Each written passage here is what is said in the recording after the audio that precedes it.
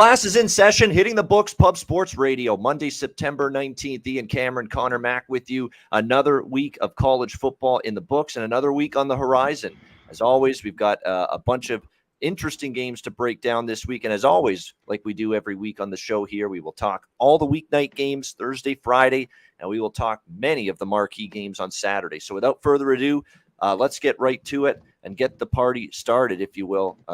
We'll start with Thursday night college football action. We have West Virginia taking on Virginia Tech. We got a nice little in-state battle here. West Virginia, 3-point road favorites here, 52.5 being the total in this game. When you look at this game, it's a very interesting, I think, dichotomy you have with these two football teams, where if you're asking which offense would you rather have, I'd rather have the West Virginia offense. You know, I'd obviously rather have JT Daniels and the West Virginia Mountaineers offense, who, you know, for the majority of their games, they're the games against the competition that have been, you know, FBS opponents. You know, they put up 31 against Pitt, 42 against Kansas, albeit that one in an overtime loss. They played Towson last weekend, put a 65 spot on the board. No doubt that Neil Brown's got the offense humming right now. JT Daniels has played pretty well on the season for the Mountaineers, coming into this game with a 64% completion rate, 6 touchdowns, 2 interceptions. Overall, they've gotten good contributions in the run game. Tony Mathis. They've got, I think, a guy that's going to be definitely an NFL caliber receiver at the next level in Bryce Ford Wheaton on this West Virginia team. He's been excellent this year, someone you've got to pay attention to. So I like the West Virginia offense. I don't like their defense, though. They struggled on that side of the football in both games against Pitt and Kansas, giving up 93 points combined. So that's over a 45-point per game average against Kansas and Pitt earlier this season. 3-0 to the over as well, West Virginia. That's what makes this game tricky, because from a totals perspective especially, they're a dead nuts over team. There's no way I'm betting a West Virginia game under the total. But how can you bet a Virginia Tech game over the total? You know, this is a team that's got a very good defense, very good, I think, because you look at what they've done, even in the loss to Old Dominion. The 20 points they gave up, 7 of those 20 points were a blocked kick for a touchdown. Remember that. You couldn't fault the defense for it. The other games, they gave up just 10 to Boston College in a dominant 17-point win. They gave up 7 to Wofford last week, 27-7 win. But this offense is still a work in progress, you know, with Grant Wells, the quarterback, who's not someone I'm overly impressed with. Even last week, his completion rate wasn't great. 4 touchdowns, 4 interceptions on the season. So this is a tricky game. I mean, you kind of want to take the home underdog and the better defense. You know, it kind of feels that way with Virginia Tech, but I know who the better offense and quarterback is in this game. And these days in football, whether it's NFL and college, I don't love going against the better quarterback and the better offense who can score points for me. And to me, that's West Virginia. So makes it a tricky game. Not sure at the moment I'll be involved in it, to be honest. What do you think here, Connor? West Virginia, Virginia Tech. Yeah, let's talk about what you just said there, having the better quarterback, because that, you know, just yesterday in the NFL, that came up big in a few games where these same old quarterbacks that aren't very good weren't very good. And it's just the same in college as well, and that's what we have here. I think Daniels is the better quarterback on West Virginia. This team's defense, though, this isn't your grandfather's West Virginia. This defense hasn't been good early. I think it'll get better as the season goes on. But I don't know about here. This is just a tough spot. Now they're laying 3. I talk about how they're not very good away from home, 3-7 ATS. They haven't been good. And my one problem, I lean to Virginia Tech here at home. I think they have the better defense. It should be rocking Friday night, but it's Grant Wells back to the quarterback. I just think of him, and man, doesn't make me like anything here. And to the total, I think it's right there, because West Virginia, has been over like you talked about. Virginia Tech to the under. I'd maybe lean under with them here at home, really slow it down. But this is just a tough one. Lean the dog and nothing on the total. Yeah, and keep in mind here in terms of scheduling, West Virginia plays at Texas next week, and Virginia Tech plays at North Carolina. So they both have pretty big games coming up. So and they're both off FCS opponents. So it's like two teams. There's no really a big scheduling advantage or spot advantage for either team. It's just, do you want to take the better offense or do you want to take the better defense? That's really what you got to ask yourself when it comes to this game, when it's all said. It's a tricky game for me. It really is. And like I said, I don't know if I'll be involved in it at the moment. All right, next up, we've got Coastal Carolina and Georgia State, also a Thursday night college football affair down in the Sun Belt. The Sun Belt's been the fun belt this year. There's been some really good football being played by a lot of these Sun Belt teams. Coastal Carolina, 2.5, 3-point road favorite, 63.5 the total. I mean, we're at the point now where the Sun Belt, to me, is ahead of the MAC, and it's ahead of the Conference USA in terms of college football conference hierarchy. I think the quality of football being played in the Sun Belt keeps getting better, whereas in some of those other conferences, it keeps getting worse. So I've been impressed with so many Sun Belt teams this year. Coastal Carolina has been a terrific team the last couple of years. This year, they've had some ups and downs. And look, it was a rough first half for them against Buffalo last Saturday, but they put it together big time in the fourth quarter. It was like a light switch flipped. They were down 19-17. They end up coming back to win 38-26. And that offense with Grayson McCall really started to finally get things going. C.J. Beasley on the ground, adding 89 yards rushing. Sam Pinckney, very good day catching the ball for the passing game for Coastal. I did cash the ticket with Buffalo, though, plus the points, and they just hung on to stay inside the number in that game. So now they go on the road, short week here, against a Georgia State team that, I'll be honest, I've got to talk about the losses, too. I laid 20 with Georgia State against Charlotte, and I know Chris Reynolds was back for Charlotte, and obviously that was a huge boost to their offense. But you can't be losing to Charlotte. You can't. You can't be giving up 42 points like that if you're Georgia State. It was an absolutely horrible, horrible loss. Now, they did outgain Charlotte in the game, so, a little fortuitous that, Charlotte took advantage of some mistakes, and a -2 turnover margin for Georgia State kind of hurt them in that football game as well. Actually, a -1 turnover margin, but they made some mistakes at the end of the day, and the defense was just gashed by that Charlotte passing attack, and 42-41 loss. And now that's 3 games where Georgia State defense that was supposed to be pretty good has kind of struggled a little bit. We know Coastal Carolina is a team that I think offensively they've shown signs of getting it going this year, despite losing some personnel from last year. They did put up 38 against Buffalo and against Army. Georgia State struggling on that side of the ball. This is one where I could see some points. I haven't bet anything yet here, but total 63.5. The one concern is Coastal's not going to play fast, and probably neither is Georgia State, really. But you got 2 defenses that are really leaking at the moment. So I could see this one being back and forth and getting maybe into the mid to high 60s. What do you think here, C-Mac? Yeah, let's talk about the total. Maybe this is just a bit too high here at 63.5 because you talk about their slow pace of play. But both teams have been efficient offensively. Coastal doesn't bring back that defense. It's taken some time. I mean, they even let Buffalo score 26. They got the offense going. In Georgia State, though, they've been able to score. The defense just got hammered. They got 0 points in the fourth quarter against North Carolina. They covered that number because we had 7 in the hook. And then last week, you just talked about it. They gave up 42 to Charlotte, lose by 1, and just didn't do much in the fourth quarter, I thought, there. And you talked about the turnovers they lost. Granger's been really, really good. I think this is back and forth. But, when we start to get almost to the mid-60s, can this just get over? Can this be 38-35? Sure. So I think the total's spot on. I lean over. I think there's going to be points in this game. And I'm going to go with Georgia State. I think Coastal now, going on the road, this is going to be difficult. If I get a 3, I'll take it. If not, I think money line. They're desperately need for a win, and I don't think they're as bad as they're obviously over to start the year, Georgia State. They are better than what we saw against Charlotte. That was not a good performance, but this was supposed to be a top 3 or 4 team in this conference this year on paper, Georgia State. We'll see if they can rebound. That was a hideous loss against Charlotte. We'll see if they've got a better performance in them. It's a home game. I believe it'll be a primetime game. You usually get these Sun Belt Thursday night home games in primetime on national TV as well. So a rare showcase event. That's usually a good thing for the home teams. All right, let's go to Friday. ACC matchup, Virginia, Syracuse. This is Syracuse 10-point home favorites, 55 the total. It's the Robert and I Bowl. That's what this is.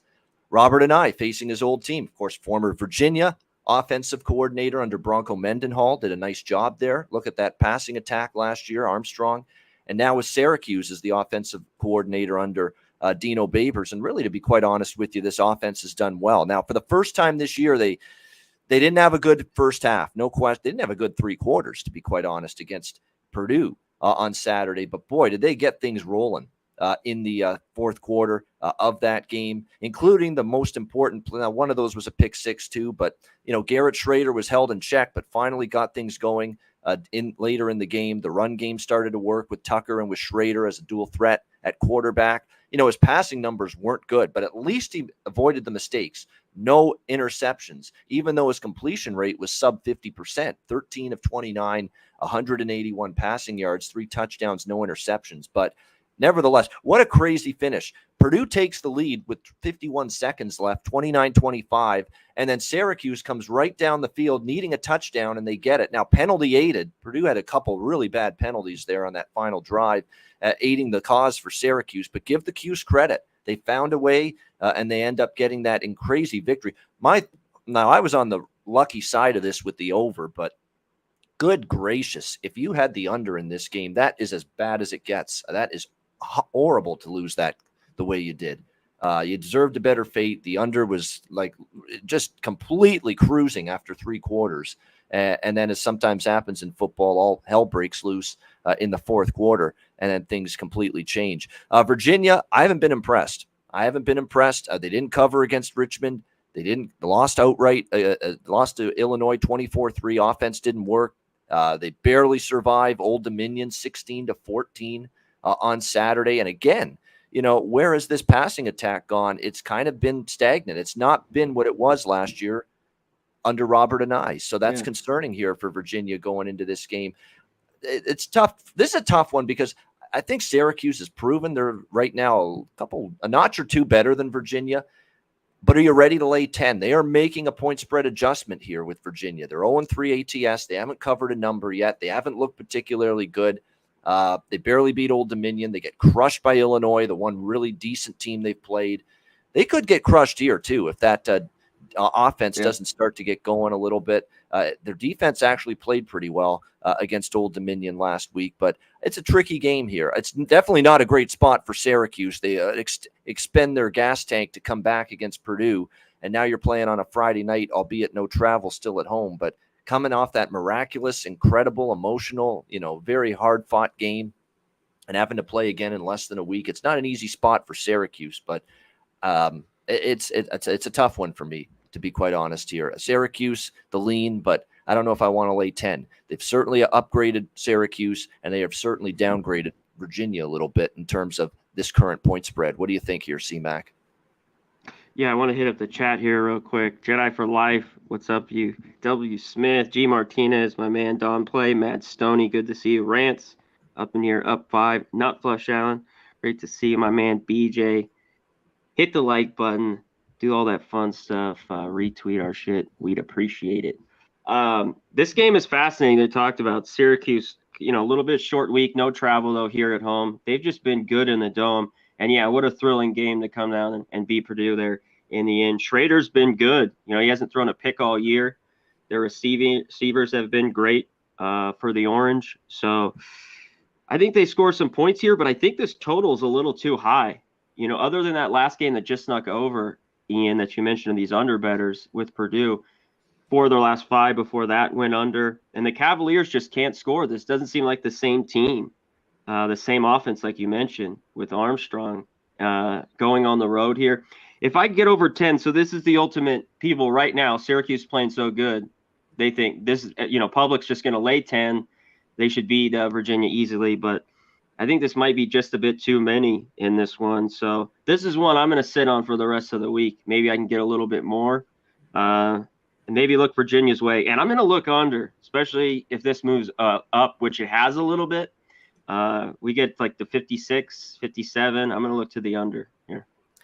Yeah, I mean, people are going to see last week it went over the total, Purdue and Syracuse, and I was a benefactor of that, but be careful. I mean, that game was a dead nuts under for 3 quarters, and it only got there because the fourth quarter went batshit crazy with the 2 teams scoring. Virginia scored 3 at Illinois. I mean, they just got 16. This offense isn't the offense of last year. So, no, it is not.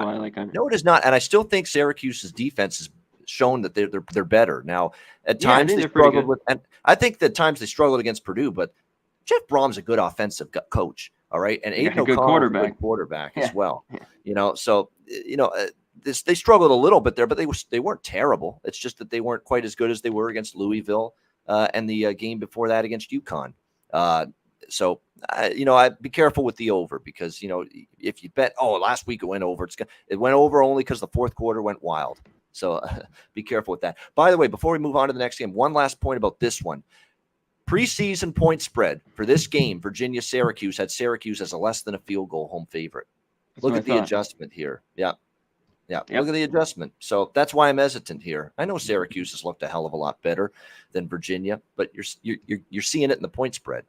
That's the issue. All right, next up, we've got Nevada and Air Force.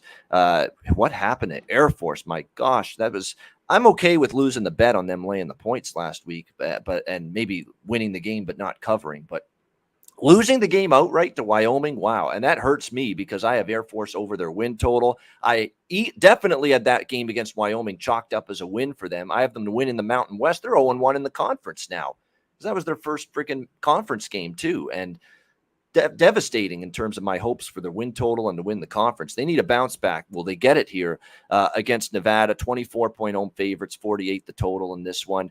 They should, but we're at the point now with Air Force where, look, Colorado, I got away with laying a big number with them because Colorado's that bad. You're not getting premiums now anymore with Air Force. You're just not. And of course, last week, the outright loss, they were just not sharp. And I think Air Force will be fine.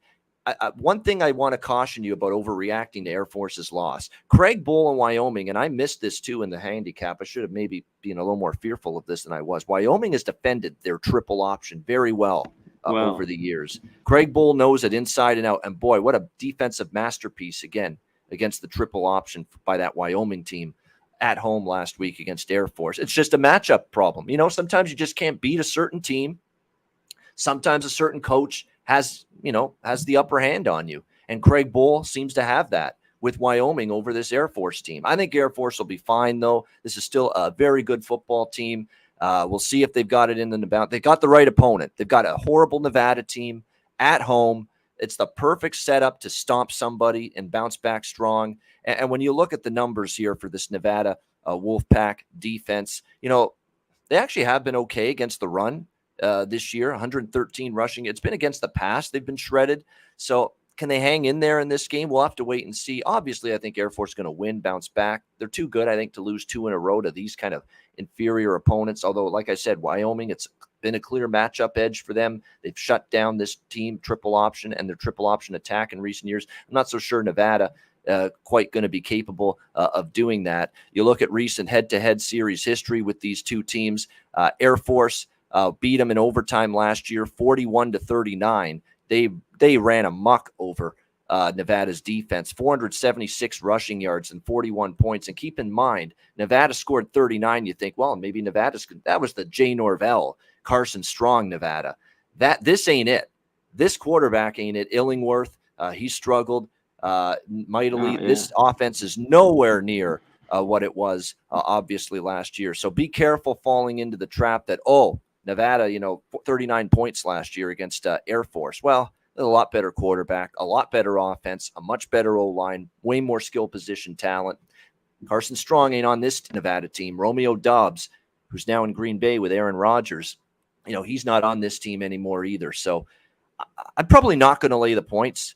The only thing I might, because it's just too many, I worry that you're not getting a bargain right now with Air Force, but maybe a first half look. That might be something I consider here after the loss last week. And you'll probably get Air Force in that minus 14 range in the first half. Maybe they can get out to a big lead early. What are you thinking here, C-Mac, Nevada Air Force? Yeah, I think Air Force bounces back here. I just thought it was a bad matchup last week. People are mentioning, Air Force had some guys out sick. I went back to the game last year, and Wyoming defended the pass so well, so they could just focus on that triple option, which I thought they would. And they did, and they were able to take advantage of it. I think they bounce back here, though, Air Force. The number's big. I think you get creative here. I think maybe, you look first half. This Wolfpack offense has been horrible. Illingworth is just awful. 82 yards. I mean, 27-0. Illingworth was pissed at Oklahoma State that he never got a clear shot compared to Spencer Sanders. Well, you got a shot now. What are you doing with it? Not much. Yeah. Horrible. And that we know how bad this team was depleted starting from anew. They lost to Incarnate Word 55-41 just a couple weeks ago. Yeah, I'd look first half Air Force. I think they bounce back and roll on them, or maybe look team total with Air Force here. This number is pretty large. I mean, I think they cover it. I think they win by 30 here. But just to be safe, yeah, maybe get first half or maybe look team total here with Air Force. Yeah. All right. We go from one Mountain West game. Well, this is not a Mountain West game. This is Boise State taking on UTEP, non-conference matchup here, but we do have a Mountain West team involved. Boise State, 16-point road favorites, 46 being the total in this game. And, I've been disappointed in UTEP, very much so. They get trounced by Oklahoma, which is no shock, but you get trounced by North Texas, and I thought UTEP was actually the better team going into that game. They lose by 18. They played a horrible New Mexico State team. They win by 7. Barely squeak out the straight up win. They don't even sniff a point spread cover. They were laying 17 in that game. They get outgained by 6 yards actually by that New Mexico State team, even though they won the game. And then last week against the Lobos, New Mexico, 27-10. And a rough showing again for this offense. Like, I know they lost a couple good receivers, but it's clearly impacted Gavin Hardison way more than I thought, because his quarterback play has been nowhere. It's not even average. 49% completion, sub 50% completion rate, 2 touchdowns, 3 interceptions. The run game hasn't gotten going. I had high hopes for Ronald Awatt, the running back. He hasn't been able to get on track for this UTEP team this year. And now you got to play this Boise State defense that, struggled against Oregon State first game, but kind of turned it around since then against UT Martin and New Mexico. It's tough because, Boise State's kind of been overvalued. They're really 0-2-1 against the spread. They pushed as a big favorite in this price range against New Mexico, winning 31-14. They got blown out by Oregon State. They didn't cover last week against Tennessee Martin at home. And I'm still leery about laying points with Hank Bachmeier. I have to say it. I mean, his quarterback play has been spotty. It's been up and down. It's not the kind of quarterback play I say, let's lay 16 on the road. You know what I mean? So it probably is going to have me off this game. I don't think UTEP's anywhere close to good enough that I can trust this offense to do anything against Boise. It's been that rough for them. But at the same time, Bachmeier's erratic play, can I say, let's lay 16 with that on the road? No. So it's probably going to be a pass. What do you think here, Connor? Yeah, what had happened with this UTEP team? I mean, I don't think they lost that much. You mentioned the 2 receivers, but I thought the defense would be all right, at least the front 7. Man, they look horrible. You talk about barely beating New Mexico State and then getting their ass whipped by New Mexico. Man, they are in trouble. And Hardison's just been horrible, especially this last game. 3 picks. I mean, game before that, no touchdown and a pick. He just hasn't looked good at all. This team, I remember last year, Boise at home, because I went back on this game last night. They won 54-13. But there's nothing in Boise that I really want to jump to. I mean, I think in this matchup, this is Boise or pass. I just am not – they haven't looked great so far to start the year. You mentioned Bachmeier. They might go back and forth with the QB. They still, I think, have the better defense. It's just the travel. Difficult one here. Maybe this is a team total with Boise to be safe with the points. I mean, UTEP defense has just not looked good. I mean, they gave up 23 to just or more, to New Mexico State. They won 12 to New Mexico State the week before. Anyways, UTEP's horrible. I want no part of them this week. I want no part of them until they maybe can turn things around, maybe in conference play. Player prop for this game. I'll give you that because I probably won't bet the side or the total in this game. I'll lean under a little bit, but here's a player prop that I like. And I think it's time for it's a great opponent, great matchup, I think, for him to get rolling on the ground. And that's George Holani, the running back here for Boise State. He's been kind of, underwhelming at times this year with the run game. It's been good at he averaged he's only averaging 3.3 yards per carry this year. 186 rushing yards, 3 games, 3.3 yards per carry. This should be a better run game than that for Boise. We expected this team to have success running the football, but now they welcome a UTEP defense that's been horrible stopping the run. Awful. That's why New Mexico did so well last week. New Mexico is a run-first offense, and UTEP was powerless to stop it. So no wonder, New Mexico did so well. And UTEP's given up 203 rushing yards per game. That's 116th in the country against the run. So terrible. So there will be player props for this game. There's usually are when they're talking about, these Mountain West games. You usually do see player props. And if you see George Alani over rushing yards, it's definitely something I'm interested in for Friday night between these two teams. All right, let's turn our attention now to Saturday. The rest of the games on our show today will be from Saturday, starting with this one in the Big 12. Baylor taking on Iowa State. Iowa State here, 2.5-point home favorites in this game, 44.5 being the total between these two teams. You look at last week, of course, with the Iowa State Cyclones. Give them credit against Ohio, 43-10. They won that game going away against the Ohio Bobcats. Defense looked terrific. Defense has been very good for Matt Campbell's team this year. There's no question about that. And he played very well, and they played very well again last week against Ohio in that game, really shutting them down pretty nicely. We'll see if they can keep that defense going here, because it is going to be a whole lot tougher in this game, going up against Blake Shapen and going up against a pretty solid Baylor offense that bounced back after a tough loss against BYU on the road. That overtime game, very entertaining game. They bounced back strong. They end up getting the cover. They were 30-point favorites at home to Texas State last week, 42-7 victory for Baylor in that game. Money's coming in here on Iowa State here, 2.5-point home favorites they are now. They played SEMO. They played Hawaii, Iowa, I should say, who has no offense. And they played Ohio, who I think is probably a bottom half of the MAC team this year. I think they're a bottom half of the MAC conference team. So they've played SEMO, Southeast Missouri State, Iowa, and Ohio in their first three games. You look at Baylor, Texas State was a weaker opponent. They played Albany in their opener, but they played a really good BYU team on the road, tested pretty tough in that game. I have Baylor as the better football team. So I'm telling you what right now, if this line keeps on trickling, and certainly if it hits 3, I'm looking at the Bears in this game. I'm not ready to say Iowa State's better than Baylor at this point. I still don't think offensively they are. I'll take Blake Shapen over Hunter Deckers, in my opinion. Defense has been good, but Baylor can match them. I think Baylor's team in the trenches, offensive line, defensive line, it can go toe-to-toe. It's as good as any other team in the Big 12. I think they're very good in the trenches, offensive line, defensive line. I think that can show up here. So I'm definitely leaning Baylor. And if this hits 3, I will be on Baylor. Make no mistake about it. What do you think here, CMAC? Big 12, Baylor, Iowa State. Yeah, I remember this game a little bit last year. It was a 2-point game, and that's really crazy. That's kind of what this line came out. Baylor beat them by 2. A little bit more high scoring, 31-29.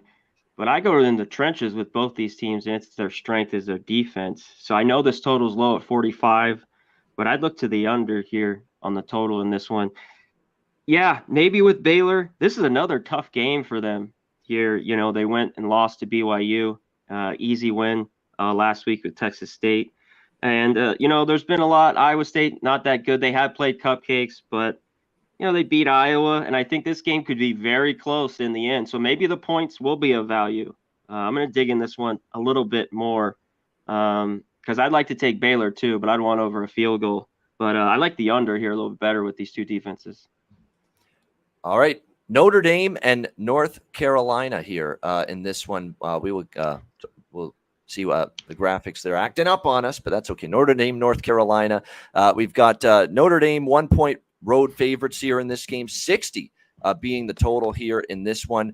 Notre Dame and North Carolina. When you look at this matchup here between these two teams, Notre Dame gets the win, first win for Marcus Freeman. Good for him. It was ugly. It wasn't overly dominant, overly impressive against Cal last week, but a win's a win. At this point, I think Notre Dame's just going to take it, however they can get one. And they got the win last week against Cal. We'll see if they can keep the good vibes going here against North Carolina. I'm tempted by Notre Dame in this spot, honestly. Even with Drew Pine at quarterback, with Buckner out, it's just hard to ignore. Like Notre Dame actually showed some defensive vulnerability against Marshall. Marshall had more offensive success than I thought. But Notre Dame's defense against Ohio State played pretty tough, held a vaunted offense in check. They played very well defensively last week in their first win of the season against Cal. There is such a difference in defensive acumen between these two teams on paper. I mean, Notre Dame is clearly better defensively than North Carolina. I don't trust the Tar Heels to do anything to get stops, and we have seen that on display repeatedly this year. So, you're asking the much better defensive team, in my opinion, just to win the game with where this number is right now. It's hard for me to avoid that. They are going on the road, though, And in terms of offense, it's kind of like that West Virginia, Virginia Tech game. The better defense is Notre Dame, but whose offense would you rather have? I'd rather have Drake May and North Carolina. I got to give this kid Sam Howell, who this guy has stepped in and played great for North Carolina at quarterback. That offense is humming. So it's the great offense versus the great defense. Who's going to win out? I lean Notre Dame. I haven't bet it yet, but I think the Irish also could get a little pep in their step from getting that first win. I know it was only Cal and it was ugly, but sometimes you just need a win and you got some confidence back to start playing better. So lean to the Notre Dame side as of right now. What do you think, Conor Mac? Notre Dame, North Kakalaki. These are two teams, as you know, I don't want either side of either of these two teams. One thing is Notre Dame has the better defense, but I think North Carolina will be able to score a little bit on them, and they'll score on that horrible North Carolina defense. Notre Dame, even their putrid offense, I think could get some points. I thought this total is pretty sharp here. I wish if this comes down, I'd maybe look at the over, because any North Carolina game, I'm not looking under. That's for sure. But you're right with North Carolina. They have the better quarterback. May's come in and did really, really well, just stepped right in this one. They are at home. Notre Dame's in trouble. There's no way I'd back them, and I don't want to back really North Carolina. This is a pass. I mean, like I said, if this total goes down, I'd look toward the over in this spot. Yeah. Defense is what? 113, North Carolina. They should give up points even to this horrible Notre Dame offense. Should be able to move the ball. Yeah, they should be. I agree with that. They should be able to move the football. We will see if they can do that here, because everybody's been moving the ball on North Carolina this year. And look, say what you will about the offense. It was kind of, spotty last week against Cal. It wasn't a great performance by the Notre Dame offense, but they moved the ball when they had. Drew Pine didn't make mistakes. I mean, they only threw 150 passing yards, but 17 of 23. It was a good completion rate. It was a clean game, 2 touchdowns, no interceptions. It was a good first step for that offense against Cal last week. And I think, I saw enough out of Pine that he could move the ball. He can put up points against this defense, because it's been that atrocious. Yeah, against North Carolina. I think so too. Yeah. I mean, I think they should be able to at least put up 30 here in Notre Dame. No doubt. But they're 3-0 because of that offense, because Drake May has been outstanding. As bad as the defense has been, I mean, Drake May has been sensational. I mean, I'm going to bring up the numbers here before we move on to the next game, but I mean, what are we talking here? 74% completion rate, 11 touchdowns and 1 interception this year. That's insane. He's got 11 touchdowns already. They've only played 3 games and just 1 interception. So he's taking care of the football as well. So been very impressed here with, obviously, Drake May. So it's a fascinating matchup there with those two teams. All right, next up, we've got Maryland taking on Michigan here. Nice Big Ten matchup. That'll make Big Show, our producer behind the scenes, very happy that he mentioned it earlier, talking Michigan. Michigan, 17-point home favorite, 62.5 the total in this game. Look, finally, Michigan's not playing a tomato can. We'll say that. I mean, Maryland's got issues and flaws. They're still a little shaky on defense, but, they can move the football. Little Talia Tagovailoa doing a solid job for this team, and Talia Tagovailoa seems to be getting better and better. 31-56 against Charlotte, 34 in a back-and-forth game last week against SMU, throwing the football. He's been good. They've got a good receiving core. Now, Michigan's looked absolutely frighteningly good, but 51-7 against Colorado State, 56-10 against Hawaii, 59-0 against UConn. Those are 3 opponents that'll make you look good. So this will be a little bit tougher here for this Maryland team. I'll tell you what, and J.J. McCarthy, I view Michigan as way more of a potent offensive team with J.J. McCarthy running the show at quarterback compared to Cade McNamara. I find there's more explosiveness. It's opening up the run game more. He's a little bit more mobile than Cade McNamara. It's just opening up a lot more things for the offense. So I'm interested in the over here at 62.5. I certainly think Maryland is a defense that you can move the ball against them. I think Michigan's offense with McCarthy as opposed to McNamara at quarterback, they got a little added element in terms of what they can do. They can throw it. They can run it with Blake Corum, who's done great running the football. And, of course, McCarthy's a threat to run it himself. And you look at the defensive numbers here for Maryland, they're still a little bit scary here. 392 total yards per game allowed. That's 89th in the country. Certainly Michigan's defense near the top, but they're going to get tested finally by at least a decent offense, a good offense, because they didn't really face one against Colorado State, Hawaii, or UConn. So I think the over is the best way to go. I'm not involved in a side.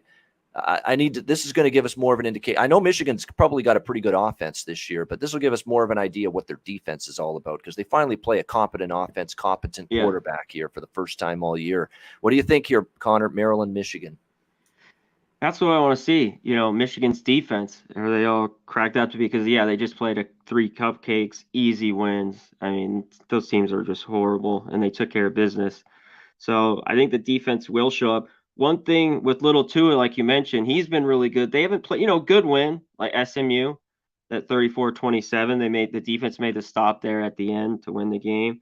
But he, over his college career now, this is what his 3rd year going in, those interceptions, he can get into this bad turnover and fumble. So if Michigan gets to him, it could be a long day. I still think it's just too many points for me to lay with Michigan. Just right now, I got to see more out of them, especially their offense. McNamara's been good, but they haven't played anybody. They've been really good at home.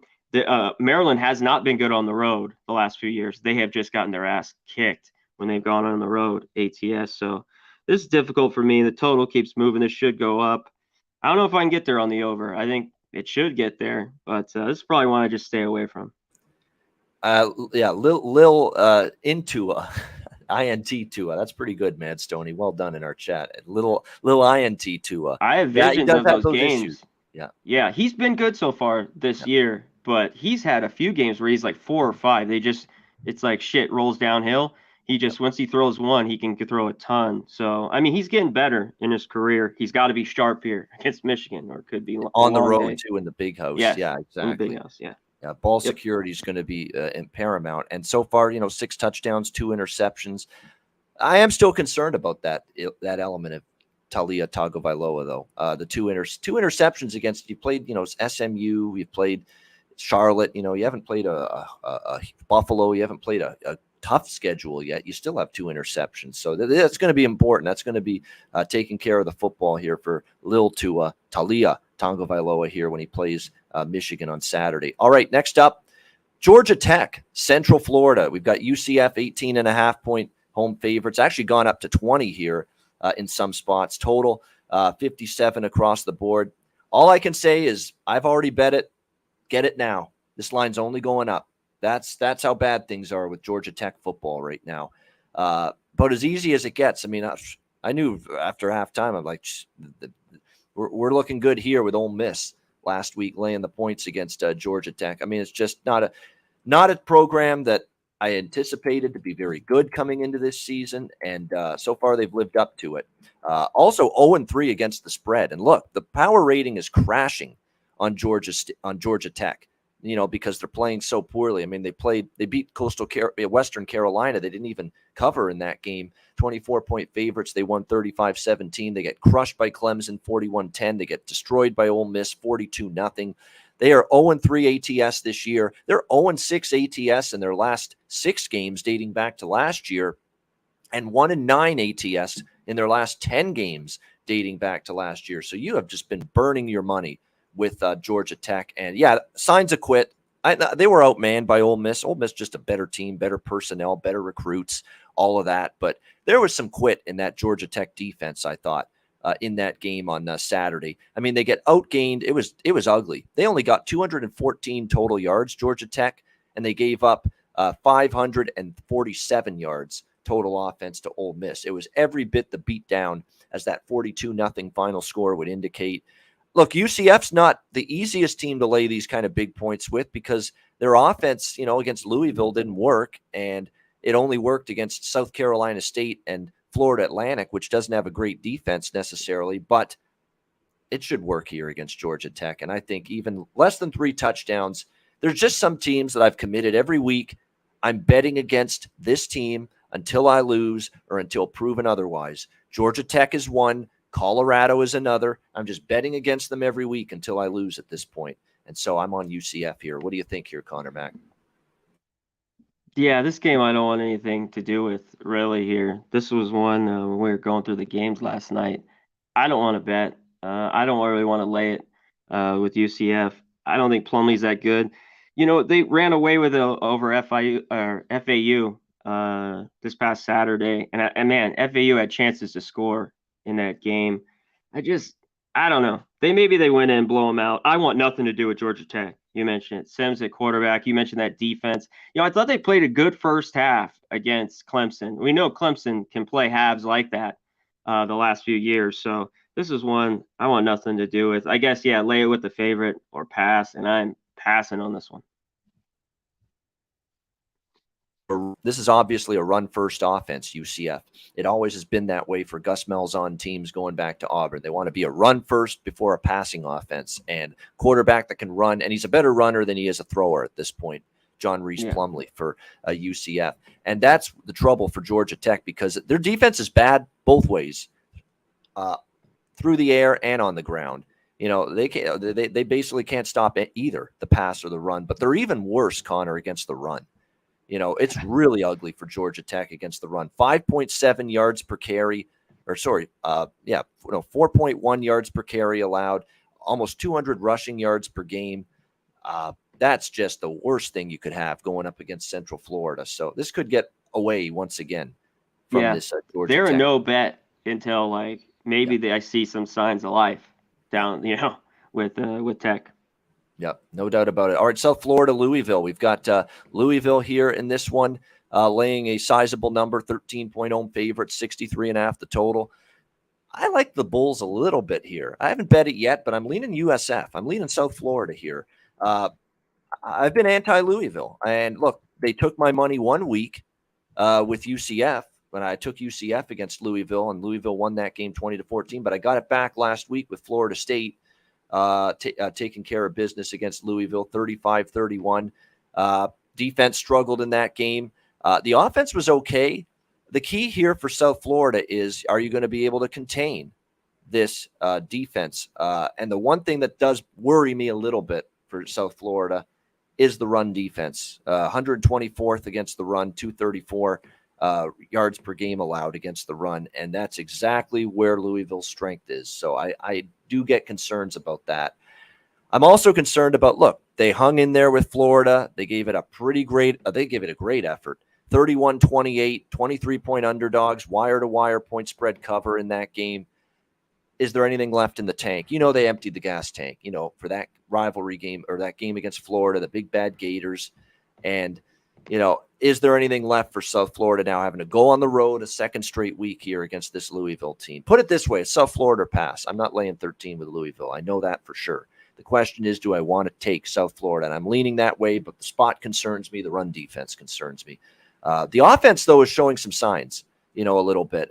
Bohannon, lost the job at Baylor to Blake Shapen, but slowly but surely, he's starting to come around and get a little bit more comfortable for this offense under Jeff Scott. It's still work in progress, but it's going to be important for them to run the football as well. Brian Batty's been good running the football for this team. And Louisville's run defense, when I look at their numbers so far against the run, they're giving up 203 rushing yards per game. That's why I think South Florida can hang in this game. They've got to be able to run the football to be effective. And Louisville's run defense has struggled. So that's why I think South Florida, maybe with plus 13, can hang in there. And when you hear me talking about this game, Conor Mac, I keep talking about how, well, Louisville should be able to run the ball. South Florida can't stop the run. South Florida should be able to run the ball. Louisville struggled to stop the run. Shouldn't that point you toward the over as well? Maybe. Maybe I'm leaning that way as well. What do you think here, C-Mac? South Florida, Louisville. Yeah, let's touch on the total. I think it can get over, but when we start hit the 64s here it's pushing it. But South Florida's defense is horrible. Yeah, and Florida, they played everything in that game. But I got to give a shout out to South Florida's kicker because I made that bet earlier in the week, that first half with Florida, and a guy nailed a 50-yarder for them to cover that first half bet. The second half was even better. Florida, I don't know what they were doing, just asleep at the wheel, because South Florida, from every stat, 127th in defense, rush defense. You were going through that just a minute ago. I'd like more than 14 here, that's for sure. But I think South Florida is a little bit of the side. I've been impressed with Bohannon. They were able to move the ball well last week. I just have visions of that defense. It just scares the shit out of me. I mean, could see Cunningham just slicing them up. Louisville's defense has been good in certain situations. That second half versus UCF, and at times against Florida State. So I'm with you. I'd lean to the dog a little bit with South Florida. And yeah, the only place to be is to look over, but this total might be too high. Yeah, the total is high, 63.5. But the more I look at it, we've got two offenses heavily skewed to the run. Both of them run the football a lot more. Both of them are better at running than throwing, and both of these teams are worse defensively against the run than the pass. So it does feel like an over matchup. It really does. That both teams should be able to run the football, do what they do best. But the question is it's still a high number. You need a good deal of efficiency to get over the number. All right, Minnesota, Michigan State. Next up here, we've got Michigan State. They were favored. We've seen a change of favorites here. Minnesota now 2.5, 3-point road favorites here in this game against Michigan State in East Lansing. 51.5 being the total in this game. A lot of people souring on Michigan. This is some anti-Michigan State sentiment, Conor Mac, in the betting markets after that bad game against the first good team they played this year, Washington. And I think bettors are kind of reacting to what they saw. The defense got ripped apart by Michael Penix Jr., reunited with his old Indiana offensive coordinator, Kalen DeBoer, there in Washington. It was a very good offensive performance. We got bad storms, by the way, in my area right now. So if I get knocked off or the power goes out, you know why. But nevertheless, Michigan State, bad performance last week against Washington, 39-28 loss on the road. Outgained by 138 yards. They'll want to bounce back here at home against Minnesota. But I'll say this right now, Minnesota, 49-7 against Colorado, 62-10 against Western Illinois, 38-0 against New Mexico State. They've looked dominant, but they haven't played anybody. It's the problem. Look, I know people see Minnesota and people have doubts about Michigan State after last week, but at least Michigan State played someone decent last week. And I think Minnesota's a pretty good football team, don't get me wrong, but we just don't know how good. You can't measure a team how good they are playing frickin', Colorado, who's disarray right now, Western Illinois and New Mexico State. You can't formulate an opinion on a team based on playing those three tomato can opponents. I mean, so that's the problem here, and that's the issue. The key for Michigan State is got to be able to stop the run. This is another team that runs the football way more than they throw it with Tanner Morgan. And the good news for the Spartans, Conor Mac, is the secondary is where they're weakest on defense. They're actually not bad up front against the run. So matchup-wise, they might be able to keep Mohamed Ibrahim in that run game bottled up, force Minnesota to have to throw the ball more. So I don't know. People loving Minnesota here. I haven't seen enough of them to want to lay against good opponents. I haven't seen enough against quality opponents from this Minnesota team. They haven't played anybody good yet to want to lay points with them on the road, even though I get that people are concerned about Michigan State's trajectory after a bad performance against Washington last week. What do you think here, C-Mac? Interesting game in the Big Ten. Yeah, it is. You mentioned, I think that was just a bad spot. And we were talking about in the back, it's just, you were high on this Washington team, and I needed to see more because how bad they were the last few years. And Penix Jr. was really good. Just not an easy place to go play, especially when they're playing good football, is Washington. I think it's a little bit overreaction. Minnesota hasn't played anybody. Like, we knew they were going to kill Colorado. That was probably the easiest money this weekend for us. They should be able to run a little bit here on Michigan State. I like the under in this game because you talked about that's their best part is Michigan State's defense in this one. One thing I think bettors are seeing, how Michigan State got their ass whipped on the road. Minnesota's been very good playing nobody. Minnesota's been very good against the number on the road. Their last 17, they're 13-3-1. So I think, but now they're as the favorite. I'm not so sure. This is one I want to look really deeper and wait to see if this number moves even more, like you mentioned. But initially, I look to the under in this spot. I think this is too many points. And I kind of lean Michigan State if I could get more than 3 here at home. Definitely. We'll see how it goes. Yeah, people kind of overreacted about Kenneth. Kenneth Walker was a great running back for them, but people acted like they wouldn't be able to run the football this year without him. Still 167 rushing yards per game. That's still pretty solid. Not quite the numbers of last year, but yet a special running back, special talent. Still, they've been able to run the football decently, Michigan They've been State. Good at home. They've been good after a loss, Michigan State. So I like them a little bit. I'd be careful now. I was on Minnesota last week, minus 27.5 against Colorado, and I figured they're going to whip these guys No, yeah, Broussard and Berger are fine. I've said that every time we've talked Michigan State, Christopher Comatini. It's a great point. They're fine with Broussard and Berger. They're good running backs. They're solid. Are they going to be Kenneth Walker? Quite no. But remember, running the football is every bit the product of a good offensive line as it is the running back being great. Keep that in mind. Yeah. No doubt about that. So as long as you got a running or a offensive line that can do the job, you're going to be able to run the football. All right, next up, Clemson and Wake Forest. Good one in the ACC here. Very interesting matchup. We've got Clemson 7.5, 8-point road favorites here. 55.5 the total in this game.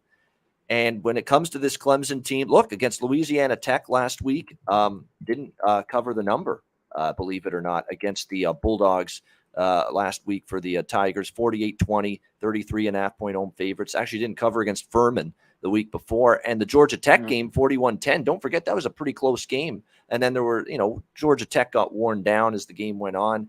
I still think this Clemson offense has not been great to this point. They're only, 63rd in the country in total yards per game on offense, 76th passing yards per game, 58th rushing in terms of yards per game. I mean, those are middle of the pack to slightly below average numbers across the board for the Clemson offense.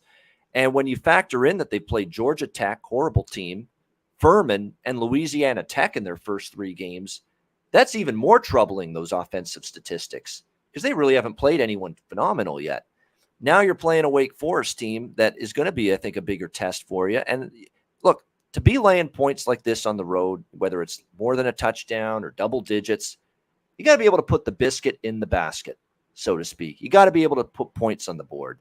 And I think when we see DJ Uiagalelei here for Clemson, he's still someone that's a work in progress. He is. I mean, I think he's not been as bad as he was last year, but it hasn't been that leaps and bounds improvement I was kind of hoping for. The numbers are decent. 64% completions, 5 touchdowns, 1 interception, but a very weak 3-game slate to begin the season here. So keep that in mind. Now, the Clemson defense is good. That is the strength of the team. We all knew this would be a very good Clemson defense here, and it's going to be posing some trouble and some concerns here for Sam Hartman and a very explosive Wake Forest offense. We know they can move the football, no question about that. 37-36, a wild one last week against Liberty. I think they were victimized a little bit, Connor, by looking ahead to this game. I think they weren't exactly, sharp against Liberty, but they did what they had to do to escape with the win against the Flames in that one. The passing game was working for Sam Hartman, 325 passing yards. They didn't run the football worth a lick. And, that's something that you get concerned about. I mean, they could not run the football against Liberty. They're probably not going to be able to run it here against Clemson. So they got to do it all through the air, essentially. And so they better hope they get a good day through the air from Hartman. Keyshawn Williams is going to have a big game in the receiving game. Donovan Green as well, and those Wake receivers. I'm leaning toward Wake with the points here as a home underdog. I am. But I am concerned that they're one-dimensional because the run game hasn't exactly worked for Wake this year. When I look at their numbers, Wake, they're 98th in the country running the football, 128 rushing yards per game. A lot of their offense has been through the air. But Clemson's defense that's where they're weaker. They have been giving up some big plays in the secondary. I saw Parker McNeil for Louisiana Tech last week, Connor, hit a big 40-yard bomb down the field against Clemson. They have a secondary that's vulnerable a little bit. That's where you can do some damage against Clemson through the air. And obviously Wake, that's what their offense has been. It's been almost exclusively through the air. So I think there's things to like about Wake where they can keep this within a single score. And let's keep in mind last year when they played Clemson, these two teams, and Clemson took care of business 48-27. It was a rough game for Wake, but Wake had played in a bunch of barn burner games going into that one.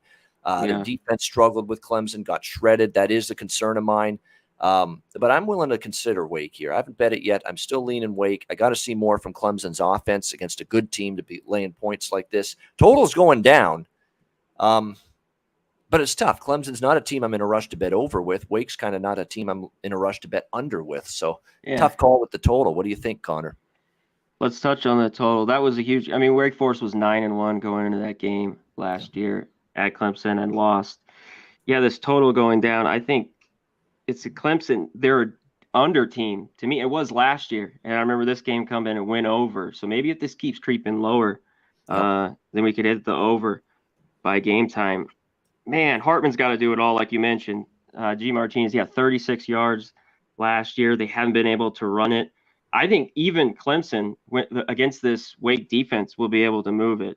And this offense isn't very good. And I think DJ's got a short leash here coming very soon at the quarterback. We already mentioned that last week. I mean, as long as they keep winning, though, it's tough to yank him. But it could be soon. Hartman is the guy. Even Sims, that first game, you mentioned La Tech last week. Sims, they had a couple, nice pass plays, and he can't throw it well. That first week against Clemson, Georgia Tech even had a few downfield passes. So Clemson secondary a little leaky. I'm with you here. I lean Wake Forest as long as you get over the touchdown. I think they desperately want to, after last year's game, like you, maybe a little look ahead with Liberty in that shootout. So I lean to Wake Forest here early in the week with the points. Yeah, it's a very interesting game. The one concern, too, I have about taking the points with Wake is I've seen Sam Hartman now against the absolute best defenses that he has played, that Wake Forest has played, and he's had some rough. I mean, the Clemson game last year, the Pitt game in the ACC championship last year, it fell apart for him in the second half. I mean, it just completely unraveled for Sam Hartman in the second half against Pittsburgh in the ACC title game last year against Kenny Pickett. Remember, that was the game Kenny Pickett did the fake slide, and then they decided, hey, we're going to outlaw that. You can't do that anymore, the fake slide as a quarterback. But, yeah, he struggled in the second half of that game last year, so that does concern me a bit about Sam Hartman's ability to navigate this Clemson defense on Saturday. All right, Wisconsin and Ohio State. Speaking of offenses that can navigate a defense, well, Ohio State's done that a couple weeks in a row. They're laying a big number here, 18 at home against Wisconsin, 56.5, 57 the total. Look, it kind of feels like historically it's a big number to be laying. And when you think about these two teams being two of the more competent, solid, consistent Big Ten programs in football the last multiple decades. But if Wisconsin falls behind, they don't have an offense to play catch up. They just don't. Okay, so it's going to be imperative for this Wisconsin team keep this game close. And I don't know if they're going to be able to do it. And when you look at some of these last couple of years, they played Ohio State 38-7, 34-21, just the last two meetings overall. Are they going to be able to do enough defensively to keep this team in check? Because if they get down 14 points or more, it's done. We don't look at Graham Mertz as a guy that's going to rally the team from behind through the air. It's a team that's got to be able to run the football effectively to be able to have success. And the question is, will they be able to do that here against, Jim Knowles is now the DC for Ohio State. It was a great hire in the offseason. And they've been against the run so far this year. They've been excellent. 84.3 yards per game, 24th in the country against the run. We know that's what Wisconsin wants to do, is run the football first. So if that gets taken away, that does concern me a little bit.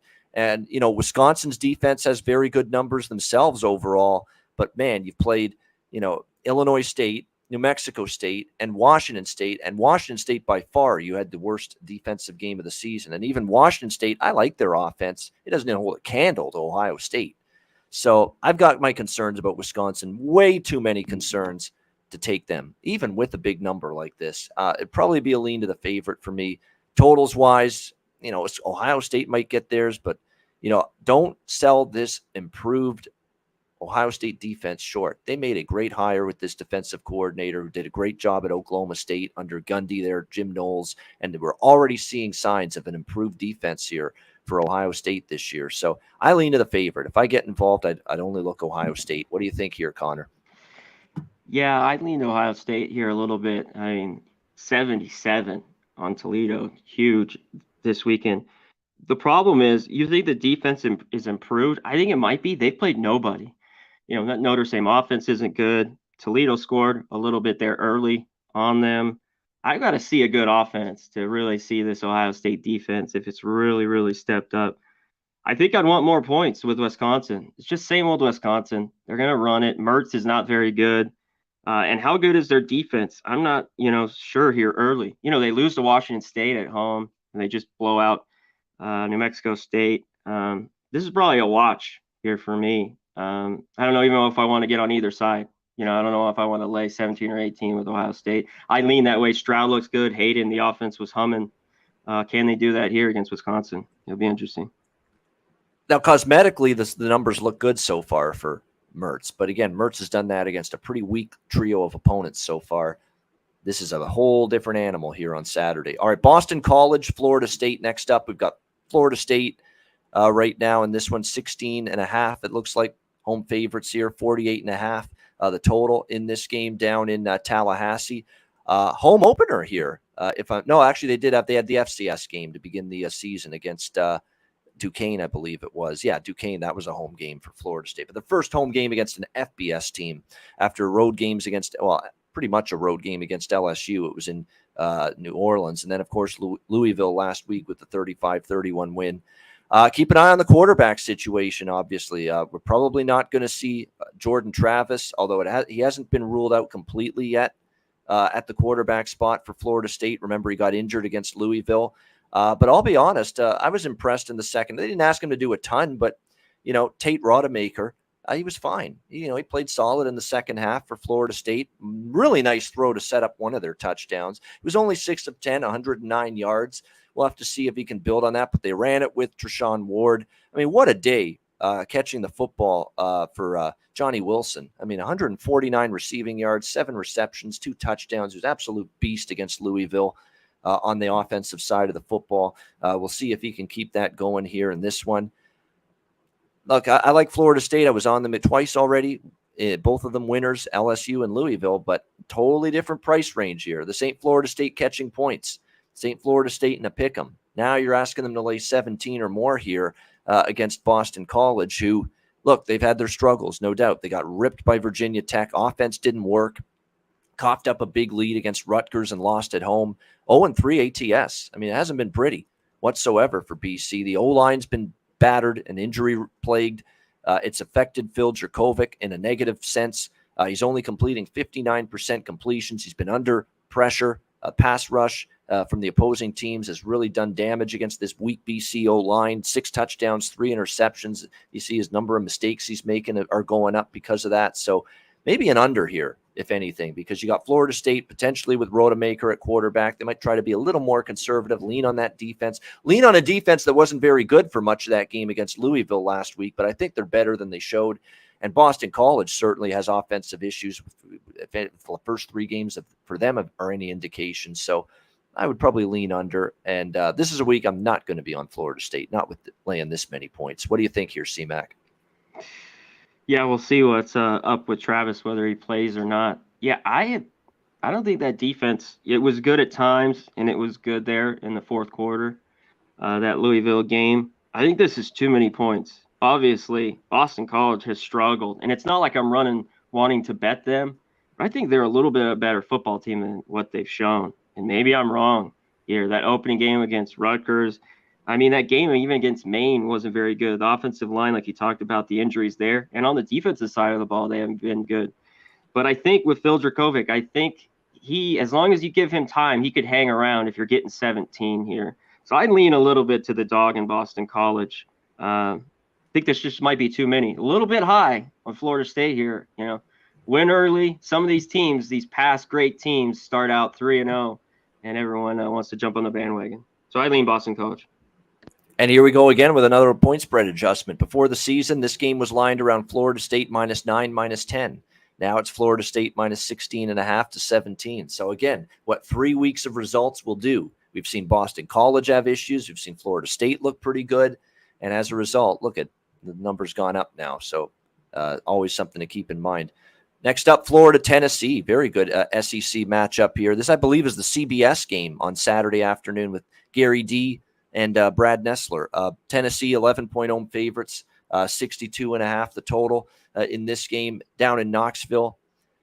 Do we get concerned about Florida? And, this is hurting Utah big time. Utah may not even be in the playoff mix anymore because they lost that game. They probably aren't. But, the loss to Utah looks a little bit worse now because you've seen Florida lose to Kentucky. The offense didn't look particularly well. That offense and Anthony Richardson that looked so dynamic against Utah struggle against Kentucky, kind of up and down against South Florida in a escape for their lives type of victory last week against South Florida. So all of a sudden, some concerns starting to pop up here a little bit for the Gators. And defensively, kind of the same thing. I mean, they struggled against the South Florida Bulls last week. They got 28 points, South Florida, on the board, 300 rushing yards. The South Florida ground game could not be stopped. 416 total yards of offense for South Florida. I mean, that was a rough offensive game for Florida, or defensive game rather, for Florida. And it wasn't even a great offensive game from them either. Bohannon had 2 interceptions, no touchdowns, 10 of 18, 112 yards. He was contained on the ground, just 24 rushing yards on 7 attempts.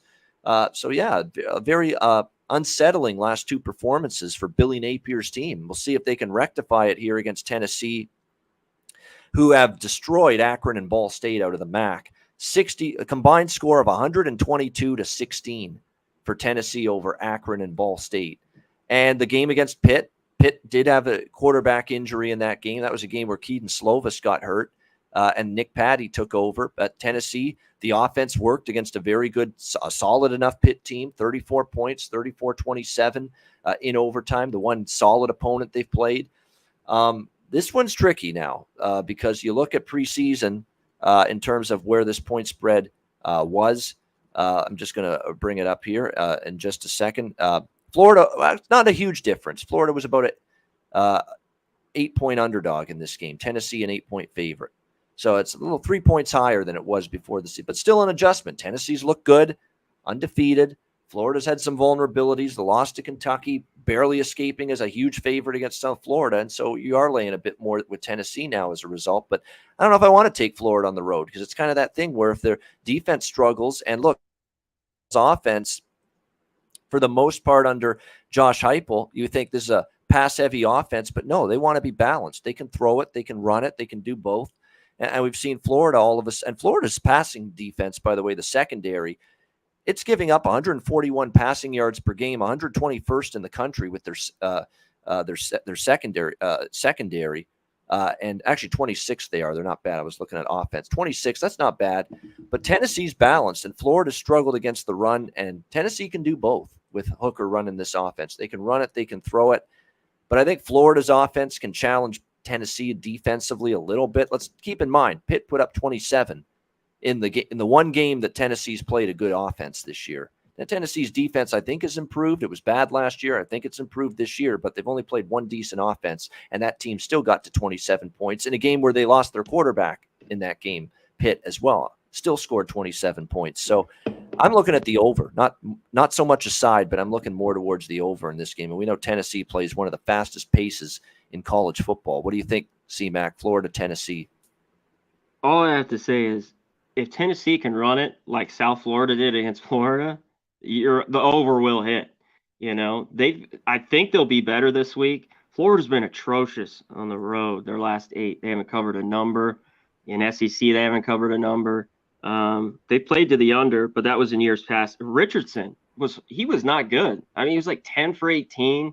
They didn't throw it much. They ran, but it was just subpar game. He threw a couple picks, I believe. This is rough. They need a wake-up call. They're on snooze control for sure. But this number is big. We're up double digits with Tennessee. This might be a little bit too much. I don't want Florida, and I don't know if I want to lay doubles with Tennessee. But one thing with Tennessee, if it doesn't get there, this total, I think it'll be close because they just play so fast, and I think Florida will be able to move it on them. I think the defense, like you talked about, is a little bit better. Pitt got 27. Should have got probably more in that game, even with the backup in and covered, but it's another story for another day. So, yeah, I'm with you. I don't know if I want to get involved with Florida on the side, and even on the total here. This might be too many, but I lean over early here. All right, you're leaning toward the over. And keep in mind, 3 straight to the under in this. And even last year, it was 30-14 for Florida. The offense didn't work, but if I'm not mistaken, Hooker was at quarterback. That's the game Hooker Milton got replaced, actually, and Hooker, I think. No, that was the game before that, Pitt, but it was, I think, the first start for Hooker. He was just getting into the new offense. It was the first year for Heupel. Totally different scenario. I mean, he's very confident now in this offense, so this will be a taller over. I still like the over here, quite honestly, with this game here. Indiana, Cincinnati next up. Cincinnati, 17-point home favorites, 54.5 the total. Indiana surviving in overtime against Western Kentucky last week. And Cincinnati, pretty rough start against Miami of Ohio, but they overcome it. They still win 38-17. You look at Indiana defensively, there's still issues there. All right. I mean, they hadn't played a really good Illinois is an okay offense, not great. Idaho, and then they played Western Kentucky and struggled in that game, gave up 30 points. IU defense, 118th in total yards per game allowed, 446 allowed. They've struggled against the run. They've struggled against the pass. Cincinnati, obviously, 480 total yards. That offense looks fine to me. I mean, everybody worried about Desmond Ridder being gone, but they've been able to run the football, and they've been able to throw the football as well. Keep in mind, their quarterback is very experienced. He started at Cincinnati. He went to Eastern Michigan. Now he's back here again. Ben Bryant, he knows how to play, and he's been around a long time. They've been able to run it. Defense maybe not necessarily as good as it's been. They did give up 17, struggled early against Miami, Ohio. Then they buckled down. Keep in mind that was a backup quarterback for Miami O as well, and they gave up 31 to Arkansas. We know the defense taking a little bit of a hit. Indiana's defense struggling. Bazelak can move the ball, though. I've been impressed. He's played a couple of nice games leading the Hoosiers offense. The Missouri transfer's been good at the quarterback spot. Cincinnati, a game that went over the total last week against Miami O. The game just barely went over the total against Arkansas, and then they scored 63 against Kennesaw State. All of a sudden, they've changed their stripes a little bit. Better offense, a little weaker on defense. I think the same thing about Indiana, where, it's a good offense, it's a shaky defense here. So 53-54, I'm kind of looking at the over potentially in this game. And I don't want Indiana here. I don't. I mean, I don't trust Indiana on the road here against the Cincinnati team. They played Illinois, Idaho, and Western Kentucky, and look, barely won all three of those games, quite honestly. This is a step up in class. I don't know if they're ready for it, even getting 17. What do you think, Connor? Shout out to the chat. I've got not much looking at Florida team total. Top set, what's up, my man? W. Smith, what's up, Mike? Christopher Commentini, MDR24, good to see you. Razor Sharp Picks, Nasty Nate, Robert Franklin. Shout out to you guys. Hit the like. Matt Stoney, good to see you, my man. Yeah, the problem is Indiana's been at home. I think that was the same score as the year before, right? Western Kentucky, 33-30. That ended up. Bazelak could throw it well, but this is a whole thing now going on the road. But Cincinnati, I think their secondary, like you mentioned, is a little bit leaky and has some problems. Can Indiana go on the road here and play well? That's the big key here. I think Cincinnati will score on Indiana, but maybe this line's a little bit too big, around here, 15 or so. So I'm going to stay off on this one. Maybe the over gets there. You mentioned it slipped over by a half point in that Arkansas game. I had the under, and it got over that Miami game, right? Just barely got over a few points there. So I think Indiana should be able to put up some points. Can they put up more than 17, maybe 20? Maybe in this one, but this is one I might not get involved with. I don't know if this is enough points with Indiana. Cincinnati, like you talked about, has been able to just keep doing the same thing, and they're at home here. They should be able to put up at least 35, I think. Indiana's had offensive line injuries as well, and I was shocked that they hung in there and still came back, won the game, put up 33 points. That's a testament to, whoever was starting along the O-line, because they've had injuries, and that Bazelak still 364 passing yards with a shaky, depleted offensive line. He's been good. The O-line back. Yeah, it's been at home, but yeah, we'll see on the road here. That's the key. I think that's what's going to make or break whether I pull the trigger on the over here. Is I want that Indiana offensive line to be healthier. It's one thing to block up front with a depleted offensive line against Western Kentucky at home. It's a different animal on the road against the Cincinnati defense. So see if they get healthier along the O-line. All right, next up, Duke, Kansas. How about this game? This is worth talking about. You would have said before the season, who the hell wants to talk about Duke versus Kansas? Well, now we do. Both of these teams, two of the most shocking and pleasant surprise stories in college football this season. Kansas, 9-point home favorites in this game, 64.5 the total. Now, I'm pro Kansas, but here's the problem. I mean, we've been getting these big dog prices with them so far this year. 14-point dogs at West Virginia, 9.5-point underdogs at Houston. They win both of those games outright. What a job by Lance Leipold. Give him the coach of the year now. They already went over their win total. How crazy is that? Their win total was 2.5. They've already gone over it here in September with this 3-0 start. But how about Duke? This is just as shocking to me. Duke destroys Temple. We're finding out Temple's not very good. Northwestern's got issues, and they won outright, though, against Northwestern. Still a pretty decent win. And we know Northwestern's win against Nebraska suddenly doesn't look as good because Nebraska's totally hit the shits. And, of course, NC A&T 49-20. Can't make too much out of that. But, Mike Elko's got them believing here, and they're playing good, especially on offense. I mean, I've been impressed with their offensive game. Riley Leonard, the quarterback, Jordan Waters running the ball. I'm probably just going to bet another over here because the one thing about Kansas is the defense is still a little leaky. And I think Kansas is the better team. Like, if you think who's going to have the better season, I think Kansas will. I think Duke's going to fall down at some point a little bit, or at least regress a little bit. But I can't lay 9. When's the last time Kansas has laid 9 points? I mean, when's the last time that has happened? They're now in a role that they are not accustomed to for as good as they've been. So I'm off. I respect and love Kansas too much. And I do think they're better than Duke to bet against them, but I ain't going to be on them this week. Not laying 9. I'll probably look at another over here because I like what I've seen out of the two offenses. What do you think here, Conor Mac? Duke, Kansas? Yeah, now Kansas a favorite of almost 10. Yeah, and this isn't college basketball here. We're talking about Duke, Kansas, these teams undefeated. College football. I think Duke's turned it around, but still, they haven't played really anybody, and now they go on the road. Like, I don't want to rush to their side either a little bit, even though I'd lean maybe them in the points. Like you talked about, Riley Leonard. Kansas has played two damn good football teams, West Virginia, especially Houston. Yep. Yeah, no, and the way they beat them down was, it was a bad spot for Houston. We talked about that coming, off those 2 games in the OTs. But, yeah, perfect for Kansas. Man, there should be points. I think the Kansas defense is still weak, but that offense is just rolling. Daniels, they've been able to put up almost 40, every game. Just pencil in 35 here. I got to see Duke a little bit more. And all I know is this isn't Duke of last year. It's still early. Haven't played anybody, but they were horrendous on the road. They couldn't cover a number the last couple of years at all. I think they're like 1 for 10 or something like that the last couple of years on the road. So is this enough points for you to take Duke? I don't know. I don't think so. I think if you've been with Kansas, you keep rolling with them, even though the number's, up there now. Yeah, so both of these teams have weak, mediocre to below average defensive numbers. But the thing is, Duke's defensive numbers have come against a much worse schedule than Kansas so far. So keep that in mind. Like, maybe the counter argument to say, hey, I still like Kansas laying the points, even though they haven't been favored by this kind of number in a long time, is, well, they've won all 3 games this year by double digits, which is true. Even the West Virginia and Houston games, they won both of those by double digits. Maybe you can lay 9 with Kansas in this game, but I'm not going to. I got to see it happen, with them as a favorite of this magnitude.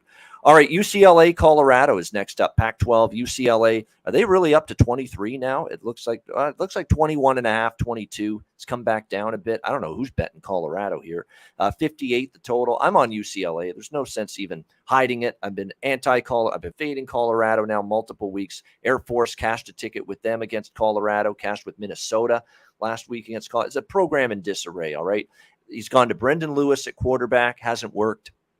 JT Shrout at quarterback, it hasn't worked. The offense is just dismal for Colorado, and they can't stop a nosebleed on defense, and they especially can't stop the run. And here we go again. Air Force run first team, Minnesota run first team. They ran all over this, trampled this Colorado defense, and UCLA, again, a run first team. They prefer to run the football more than put it on the shoulder of DTR. And so they might be able to just run amok as well against Colorado. And I think UCLA, look, they escaped South Alabama. What an effort against UCLA last week, 32-31 in that game. Great effort by South Alabama. I figured UCLA would have their hands full. Another dismal attendance figure at the Rose Bowl in that game, which no home field edge there. They actually probably are going to feel more fired up to play it on the road, Connor. I mean, that home field edge is pathetic for UCLA right now. Nobody's showing up for these games. I think that's actually a good thing for them to get on the road, feel somewhat of a better environment now on the road. So, yeah, I'm laying the wood. Colorado is that bad right now, in my opinion. What do you think here, C-Mac? They're pretty bad. This is getting, though, a ton of points. And one thing, though, that's scary, can Colorado score? That's the problem here, because UCLA, I do have to say, they'll be able to run it up. But can this UCLA defense, maybe Colorado's just the perfect team for them to look good So I'm with you. I mean, there's just right now I can't even back Colorado. I would need 35. Like, I don't even know what I need because, like I said, UCLA's defense not very good. They'll be able to score, and that was what the unbelievable morning and afternoon we had. That over hit South Alabama covered. I started 9-1 early in the day. So because I still think UCLA's defense is good. Maybe it's good to get out of there of the Rose Bowl. You'd think they get more people in that. This is horrible, and they're going. The Big Ten. I mean, like we were talking about, shit, trouble ahead for the Bruins, but should be an easy win here versus Colorado.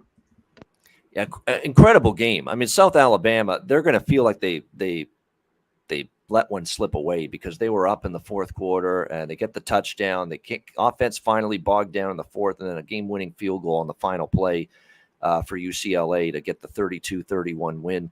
It might be a good thing they got a scare because I think they'll may not take Colorado lightly now after what we saw last week against South Alabama, which could be trouble for the Buffaloes. All right, next up, Utah, Arizona State, as we stay in the Pac-12. Utah, big favorites here, 15.5, 16 in this game on the road.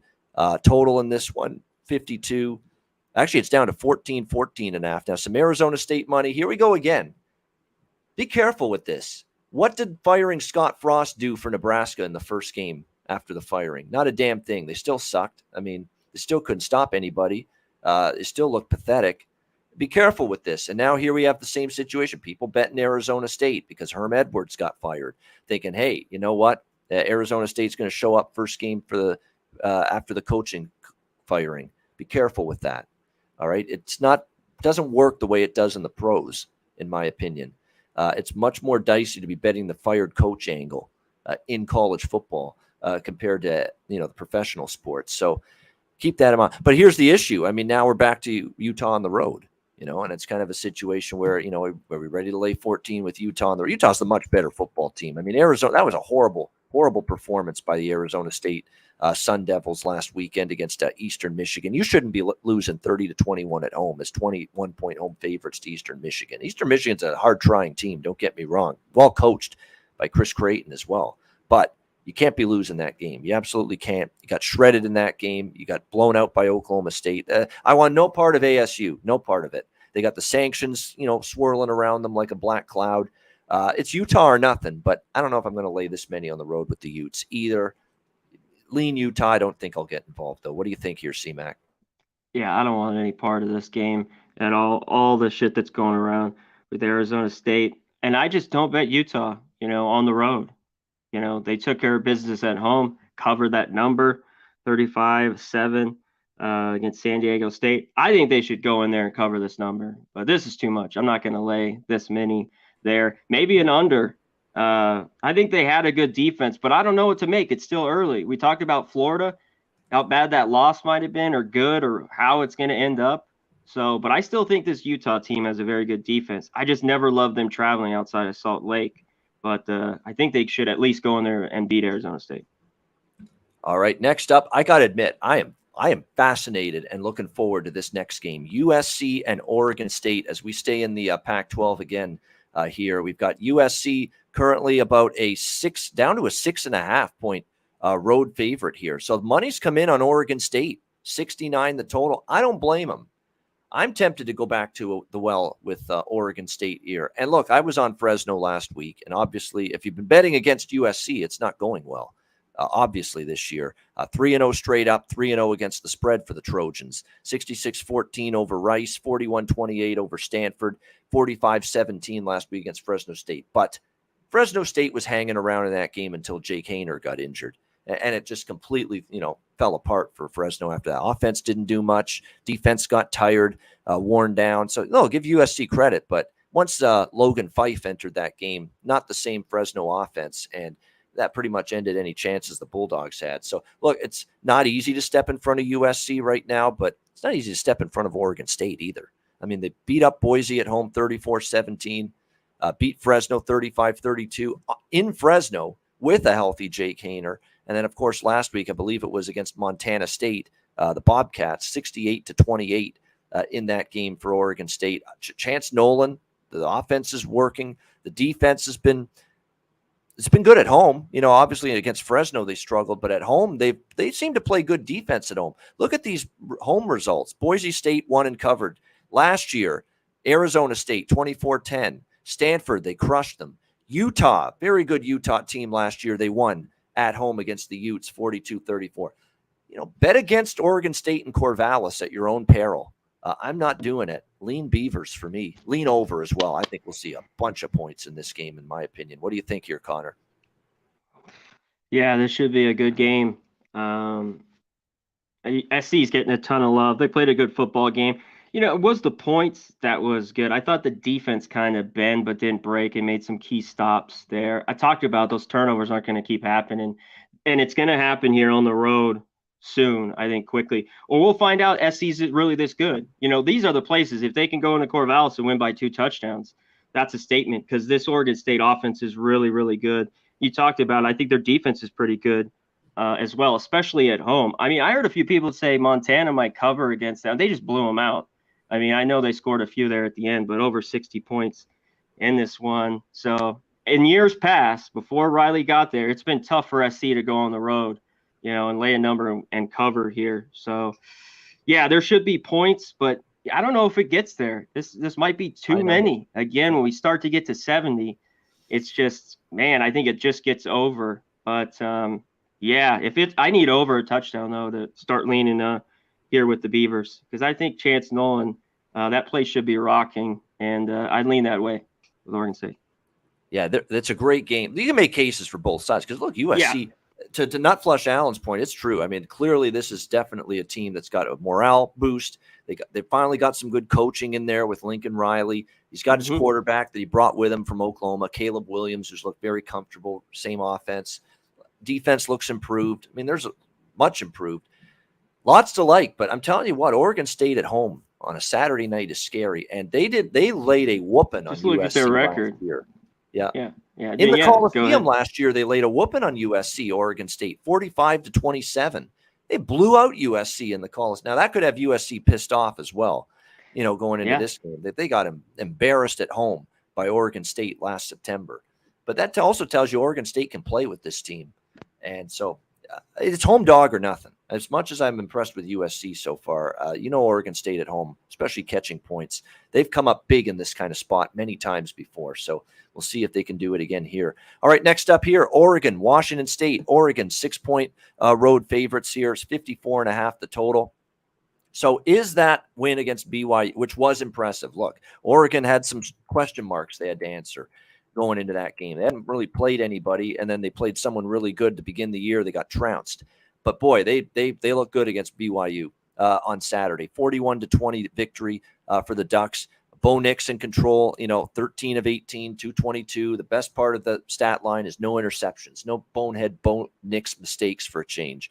They were able to run the football pretty nicely with Mark as well in that game. So it was a really good performance from Oregon in that game. Very balanced as well. 222 yards rushing thanks to Marquise Irving, Noah Whittington, among others, and really took it to BYU, are very good in the trenches. That was a very good showing from Oregon in the trenches, both sides of the football against BYU in that game. Can they keep it going here now on the road against Washington State, who, they're 3-0 to start the year. Idaho, Wisconsin on the road, a huge upset win. Colorado State beating them down 38-7 last week.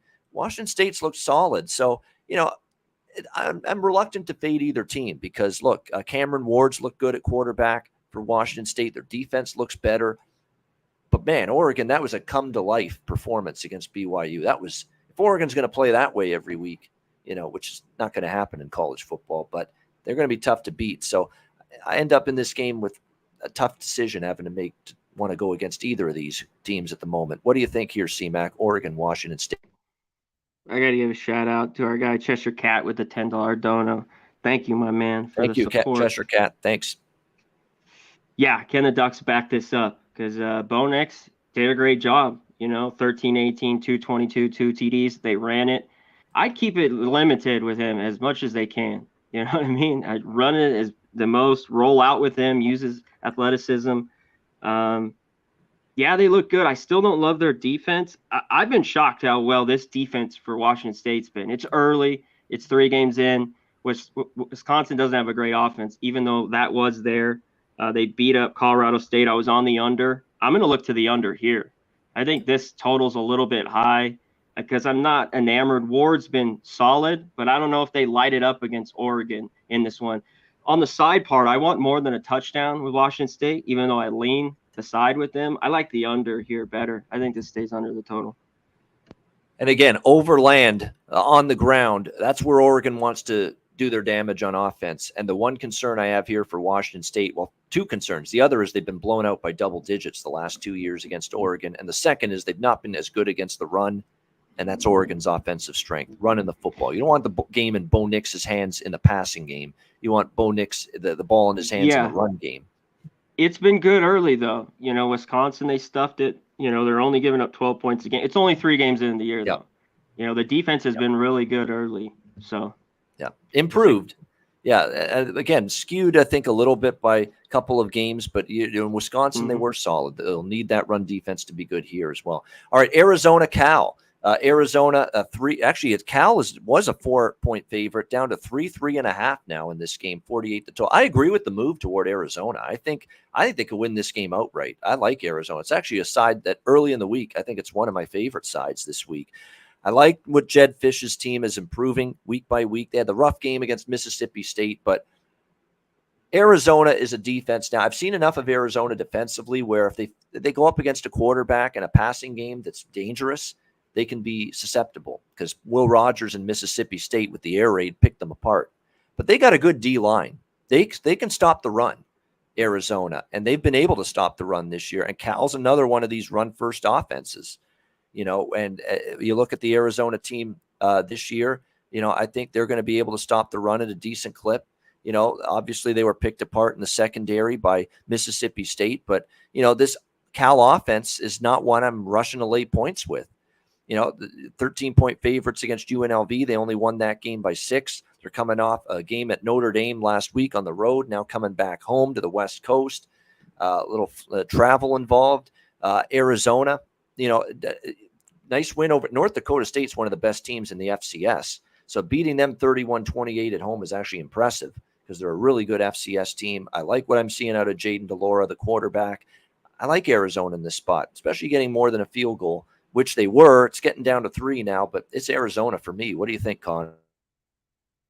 Yeah, I like DeLora. I still don't think – I like their offense a little bit. Their defense, I still might struggle a bit. But you're going against a Cal offense that's not great, that hasn't won. They don't play fast. They haven't been able to score much. I know these games have been good. They beat UNLV. UNLV played great, beat North Texas. And, then they almost go beat Notre Dame. I don't know if they should be laying this. This one's difficult for me. It seems like I'd want a few more points, but I think this game could be really close. And I'd lean under. Cal and under has just been money. Yeah, definitely. They've been an under-trending team with no mistake about it. We've seen that repeatedly from this Cal team this year. All right, next up here, Stanford, Washington, as the Pac-12 Palooza continues. We've got Washington here, 12.5-point home favorite, 61.5 the total. So now it's getting up there with Washington. I will admit that. I mean, we're now talking about the betting markets are clearly upgrading this team after last week. No question. They were only 8-point favorites entering the season against Stanford. Now they're laying 12.5 currently. So, betting markets paying respect to this team. That was a great performance against Michigan State. First good team they played all year. They were awesome on offense with Michael Penix and that faster paced, more pass-heavy offense, which he clearly is in great rhythm with and is thriving with this offense right now. And the defense, which, I don't think it's quite as good as it's been the last couple of years, but they really bottled up Michigan State for a good 3 quarters in that game before the Spartans finally got something going. I think Stanford's defense is not great, and they're really going to have a tough time with Penix. They really are. I mean, the Stanford defense is still not a defense I think of as a shutdown group. It's a defense that got shredded last year. They played USC. They got picked apart. I think Penix and Washington could pick them apart as well. But Tanner McKee at quarterback for Stanford, that offense is capable for Stanford. It's solid. It's good. And I think, they can put up some points here. This is more of an overlook for me than anything. I mean, you haven't normally thought of David Shaw, Stanford teams as over teams the last, prior to last year, but last year they really were because the defense was so bad. You look at this year, USC game goes over the total. The game, Colgate, they score 41, but they give up 41 to USC. Washington's gone over the total in every game this season, 3-0 to the over. I cashed a ticket with Michigan State, Washington over last Saturday. I'm going right back to the well. Washington and another over for me with them, 61.5 here against Stanford. Conor Mac, what do you think? Yeah, I'm going to wait and see. I kind of like your over. I think there could be points. This is just not the Stanford of the past. This is defensively, they just give up a ton of points. But I think McKee can score a little bit in this one. Penix has been phenomenal and bringing life to this Washington, a dead offense, the last few years. And you've been on it early with these overs. A lot of points, though, in this one. I don't think I can get behind the tree here with Stanford with these points. To me, I almost want to lay it with Washington. I got to see a little bit more. And this is a good spot with them at home. I know that game was really big with Michigan State. Maybe a little bit of a letdown. But I think if it's under 2 touchdowns, I think you can lean to Washington here. I'm going to wait, though. I'm gonna look at these some of these West Coast games a little bit more through the week. Yeah, I'm going to look at the recent history. But off the top of my head for Stanford, I know it's been pretty rough for them on the road. This is going to be their first true road game this year. But I know last year they were just awful on the road, like non-competitive. And that's what I'd be worried about. They had a couple of good games at home. I remember the Oregon game or UCLA at home. But other than that, they were awful on the road.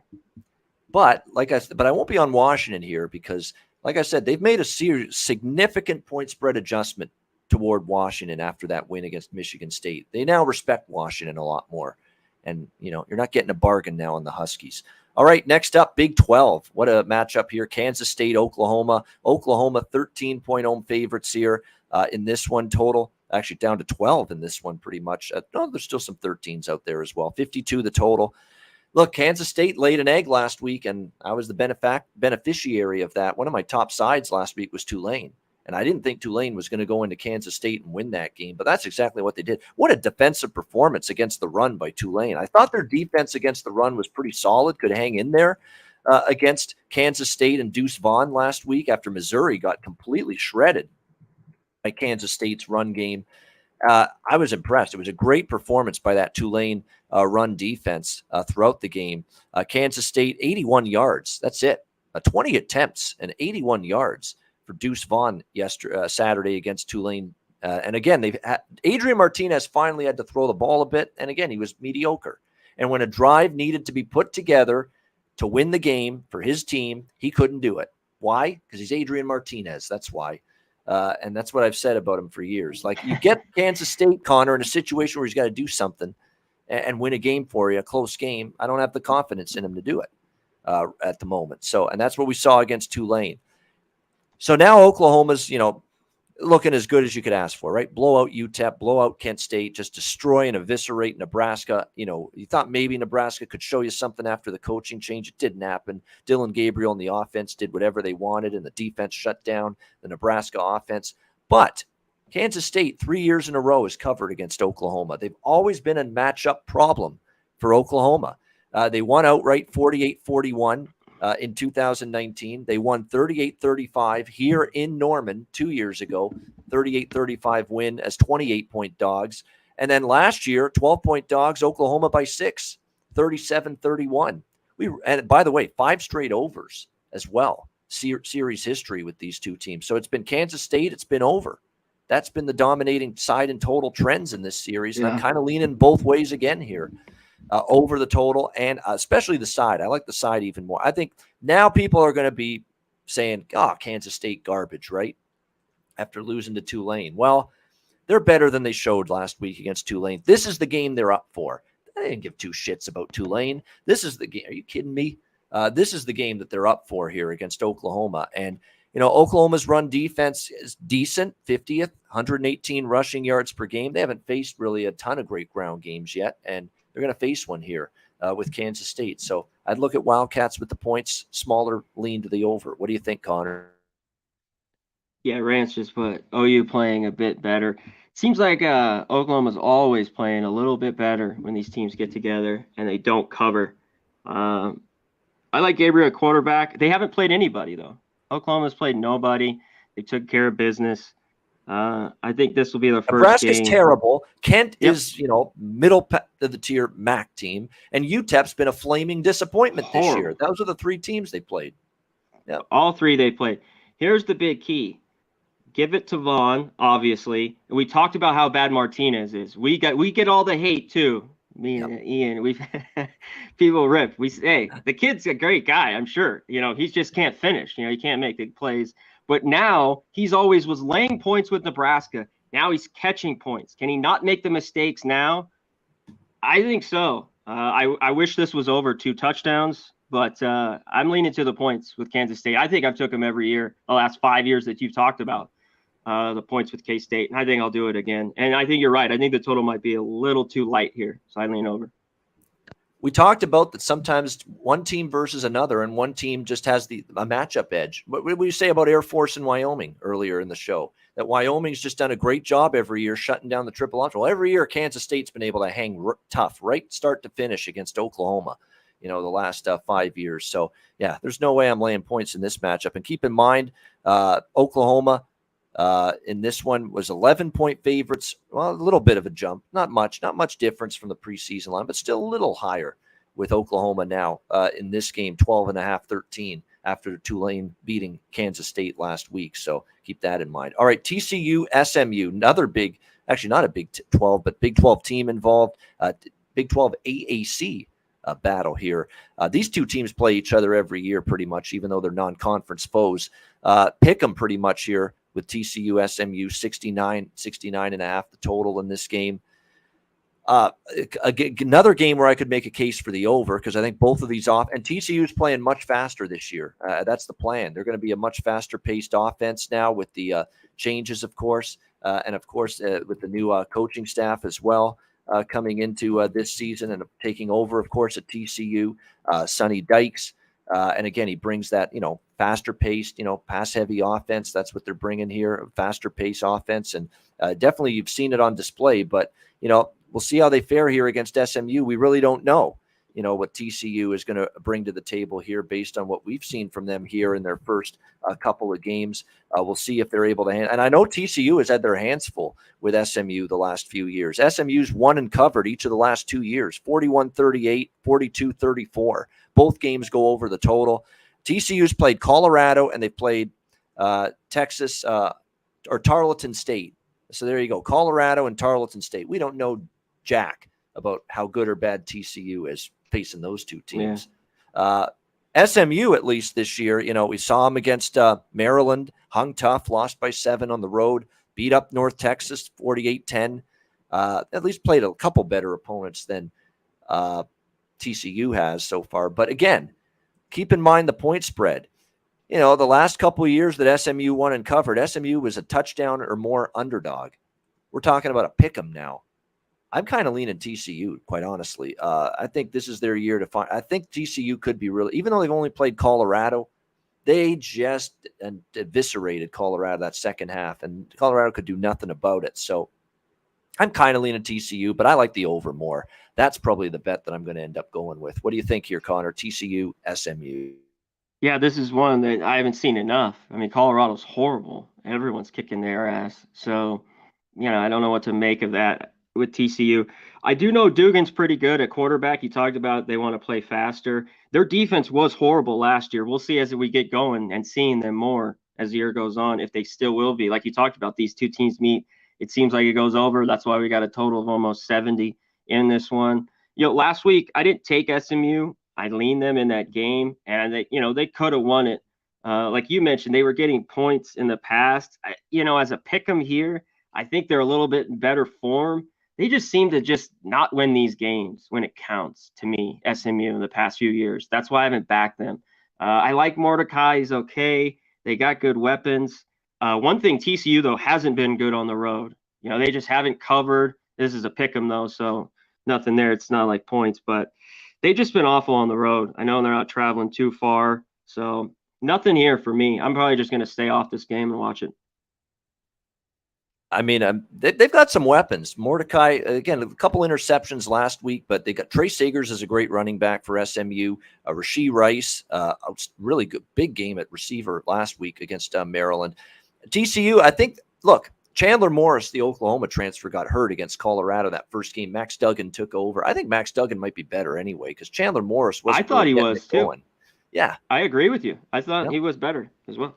Yep. Yeah, I think even if Chandler Morris gets back from the injury, he's questionable on the injury report right now. I think if you're Sonny Dykes, you stick with Max Duggan because I think he's played well ever since he's come into the games here. Came into the game against Colorado, looked fine. Tarleton State, you can't really assess that. It's Tarleton State, but he's looked good. And I think if all things are equal, even if he's healthy and ready to play again, Morris, I think he'll go back to Duggan again. Here in this game. All right, next up, Texas Tech. What an interesting one here. We've got Texas 6-point road favorites now, 60. So they're betting Texas up from 4.5 to 6 here in this game. And obviously, to the dismay of everybody in our home base of San Antonio here at Pub Sports Radio, including one Jose Bouquet, Texas was just too much for UTSA last week, 41-20 victory. In that game, defense just swarmed after, Frank Harris and the offense did some damage early, but Texas shut him down in the second half. Hudson Card was good enough at the quarterback spot, but more than anything, Bijan Robinson went off. 183 rushing yards, 3 touchdowns on the ground. And that's key for Texas, and that's key for anyone playing Texas. Got to be, especially now with the quarterback injury to Quinn Ewers. Hudson Card is a lot more limited throwing the football. So you've got to be able to stop Bijan Robinson if you're going to have success against this Texas offense. Texas Tech's defense, though, has been very good against the run. 83 yards per game, 20th in the country against the run. That's critical going into this game. And, the Red Raiders offense has been terrific throwing the ball, and that's actually where Texas's defense is a little bit shakier, a little bit weaker. I discount Texas Tech losing 27-14. First of all, NC State's a great team, and they're very good at home. And Texas Tech came off the Houston overtime game. They have this huge showdown with the in-state rival here, and maybe NC State was just not their best game. I think you get Texas Tech's best game. The line's moving up, and the more it does, the more I'm interested in the Raiders here, the Red Raiders, as a home underdog in this game. And I think Donovan Smith's capable at quarterback. I don't mind him being the quarterback. I mean, I know they lost Tyler Shuck, but this guy's capable. He's got to cut out the interceptions. He's had a few too many, 5 so far, but he's also had 7 touchdowns, 64% completions. He's capable. They're at home. Awful loss. I think they just got caught in a tough spot in between the Houston overtime game and this big rivalry game. So I'm kind of leaning to Tech here a little bit, especially if with a Card maybe being a quarterback again, because we ain't seeing Quinn Ewers anytime soon. What do you think, Connor? Yeah, with Card at QB, this is a not easy game for Texas. The thing is, I think Tech was looking forward to this, and they still played tough against NC State. I thought, in that game, the NC State defense there at home, that's really good. I think a top 15 defense in the country. Yeah, what could Texas? I think you just keep handing it off to Robinson. I mean, I just let him eat in this one. I think Donovan Smith's been really good. I remember this game, Tech last year, flipped it. They were at home. They got blown out 70-35, and it was worse than that. So I think Texas Tech remembers that a little bit. I wanted more here. I think 6 is a little limit on this. I wanted almost 10 to really be all over Tech in this spot. So I lean Texas Tech. This is one I'm going to dig into more because, I think they could hang around. Texas playing Alabama so well was interesting early, but I think Tech's okay, especially here at home. So, yeah, this is a wait and see for me. All right, wait and see for Connor with Texas Tech. All right, next up, Arkansas, Texas A&M. Second year in a row, these two teams meeting head-to-head, SEC versus Big 12. We've got Texas A&M 2.5-point favorites, 48 the total. This is not a home game for Texas A&M. This is at Jerry's World, AT&T Stadium, home of the Cowboys. So make sure you keep that in mind for this game. Look, Arkansas beat them last year and proved to be the better team. I'm not sure they're not the better team again this year. I know people might say, revenge spot here for A&M. I've got concerns about A&M. I mean, I know they bounced back from the loss at against App State, beat Miami last week, but you can't be impressed with the offense even in the victory against Miami last week. It's still been shaky. Even with Max Johnson, they made the quarterback change from Haynes King to Max Johnson, and he goes 10 of 20, 140 yards, 50% completions. The run game was kind of shaky. They never really got on track. Miami outgained Texas A&M in that game. Miami got almost 400 yards. How the hell did Miami only get 9 points in that football game? They almost had 400 total yards of offense. That was something to see. Crazy. It's fucking crazy. Amazing. Holy shit. Crazy. Almost 400 yards of offense. They put up 9 stinking points in the game. Van Dyke struggled, but the Texas A&M defense is pretty good. But they were able to move the ball a decent amount and kept screwing up time and time again and settling for field goals when they did get close. But that was a very fortuitous victory and an even more fortuitous point spread cover if you're Texas A&M in that game. I could only back Arkansas here. I don't give two shits about revenge angles. I think Arkansas is better. I like what I've seen from Arkansas. They beat a good Cincinnati team. They beat the hell out of South Carolina. That game only got interesting because with a big lead, Arkansas got a little complacent, and South Carolina got a couple of late garbage time scores. And then last week, they did struggle against Missouri State. People will point to that, saying what happened. And I was worried. I'm like, come on, guys, wake up. But I don't know if you want to say, wow, Arkansas is exposed because they struggled to get past Missouri State, and they were trailing by 10 points at one point. They rallied when they had to. They got it going in the fourth quarter. Maybe just one of those games where you're playing Missouri State, you're coming off playing Cincinnati and South Carolina and these big games. I don't really want to get too big of a deal that Arkansas scuffled last week against Missouri State. I'm still leaning Arkansas here after what I've seen from this A&M offense. Hasn't mattered. Haynes King, Max Johnson. This offense is not an offense I trust against any sort of quality foe at the moment. What do you think here, Connor? Yeah, I remember this game was in Jerry's World last year too, right? Yep. I believe. I think their own team's favored as well. I mean, I think Arkansas is the team here. I think you take a money line. I like A&M's defense, and definitely you talk about Miami 400 yards, bend but didn't break. I mean, they still should have had more than 9 points in that game. Arkansas's defense looked a little bit shaky at times. They've had some injuries, in the secondary, but A&M doesn't scare me. Johnson at quarterback doesn't scare me here. I like the under a little bit. I think it's pretty sharp here at 48 though.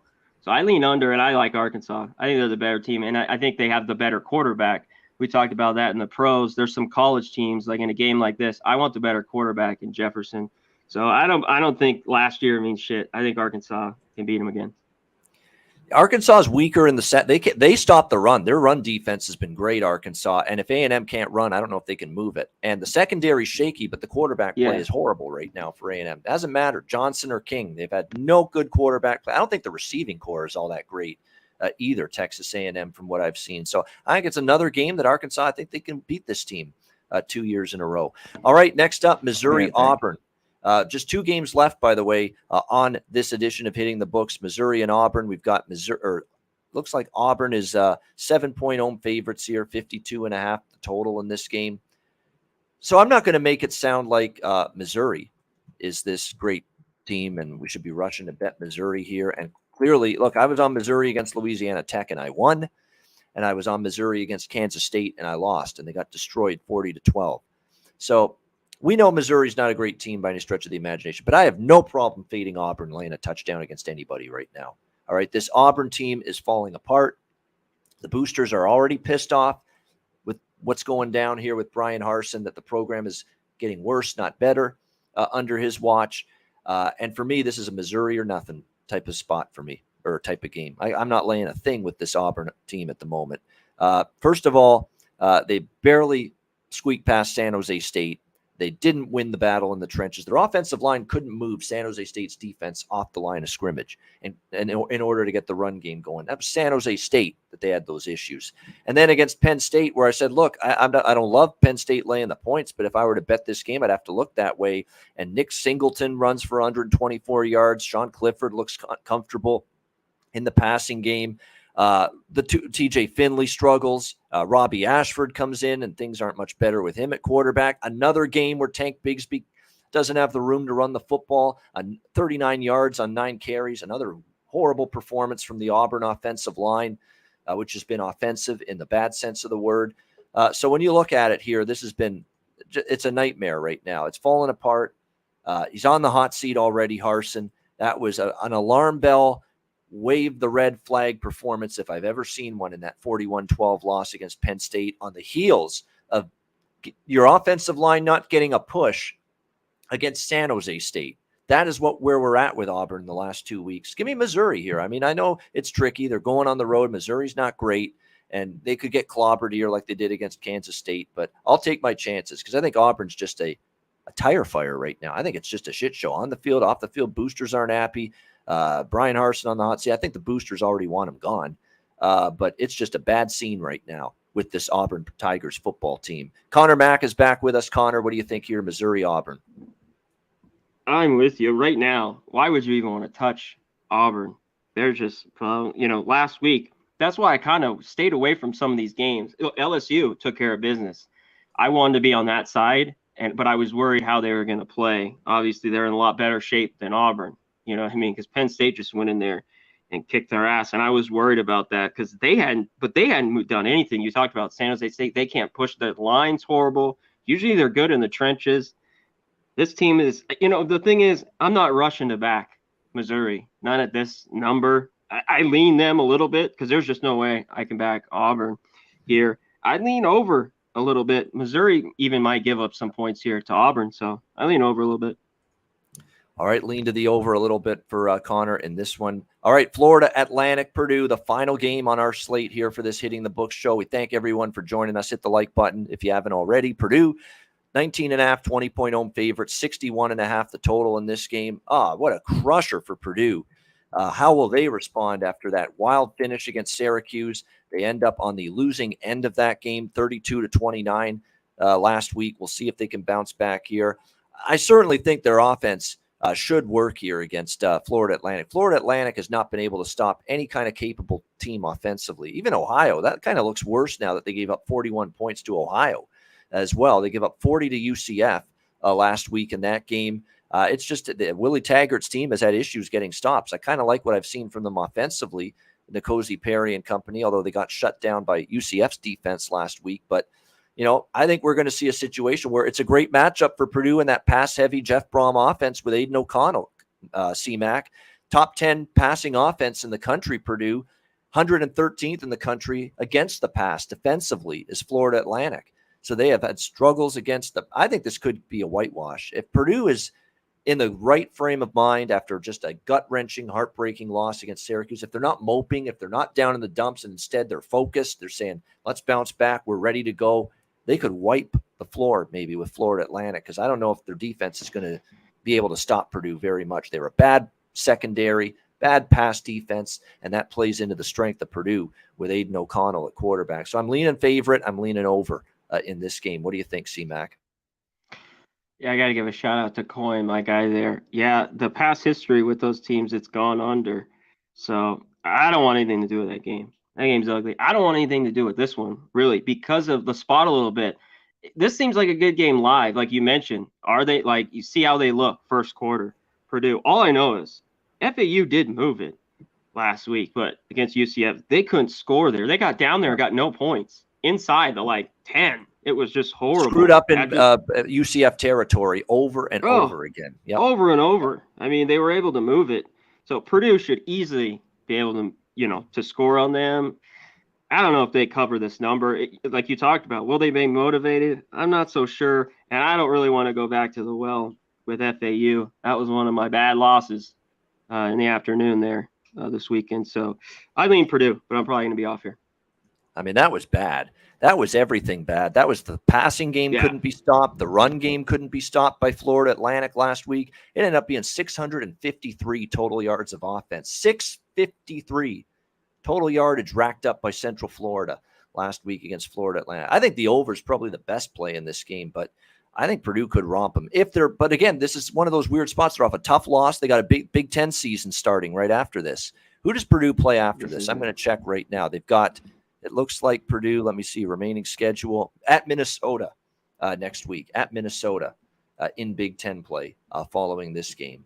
But still, I don't want this underdog regardless. All right, there we go. That is a look at the weeknight college football games and many of the big Saturday games this weekend in college football right here on Pub Sports Radio, hitting the books. Speaking of hitting, hit the like button before we wrap this thing up. Before we say goodbye and wrap this show up, let's hear from our sponsors, Manscaped, Southtown 101.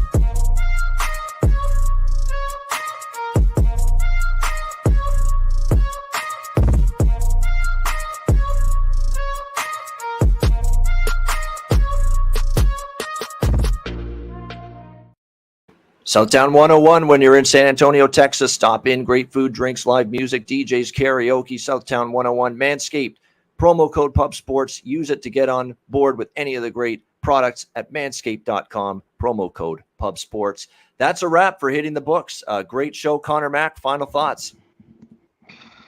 Let's have another good week. Last week was excellent. I think you had a good week. I had a great week. A little bit so great in the beginning. A little leaky with some bad loss. We just talked about FAU. Louisiana. What happened to that team? Best team, I thought, at conference. What happened there? The over won, so I split that game. And then Fresno. So some losses late. But really good week. Let's get back at it on Saturday. We'll be back, and hopefully we kill it again. Looking forward to it. I'm happy with the way my season's going in college, 71-51. 58%, 7.6 units of profit. NFL's been insane, 33-10. I mean, that's got nowhere to go but down. Unfortunately, it will happen. Yeah, NFL's just too crazy. Shit. They're not going to maintain 79%, 33-10 all year, but it's been an unbelievable start in football, NFL, and college for me. But no time to get complacent or satisfied.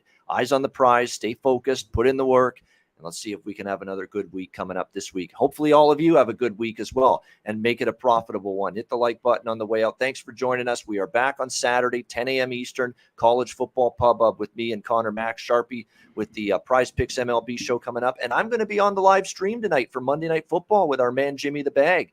Titans, Bills, Vikings, Eagles. Looking forward to that. I'll be jumping in during that live stream. So looking forward to that tonight here on Pub Sports Radio. For Conor Mac, I'm Ian Cameron. Another edition of Hitting the Books in the Books. Class dismissed. Enjoy the games and good luck this weekend. And we'll see you again Saturday for the College Football Pub Hub.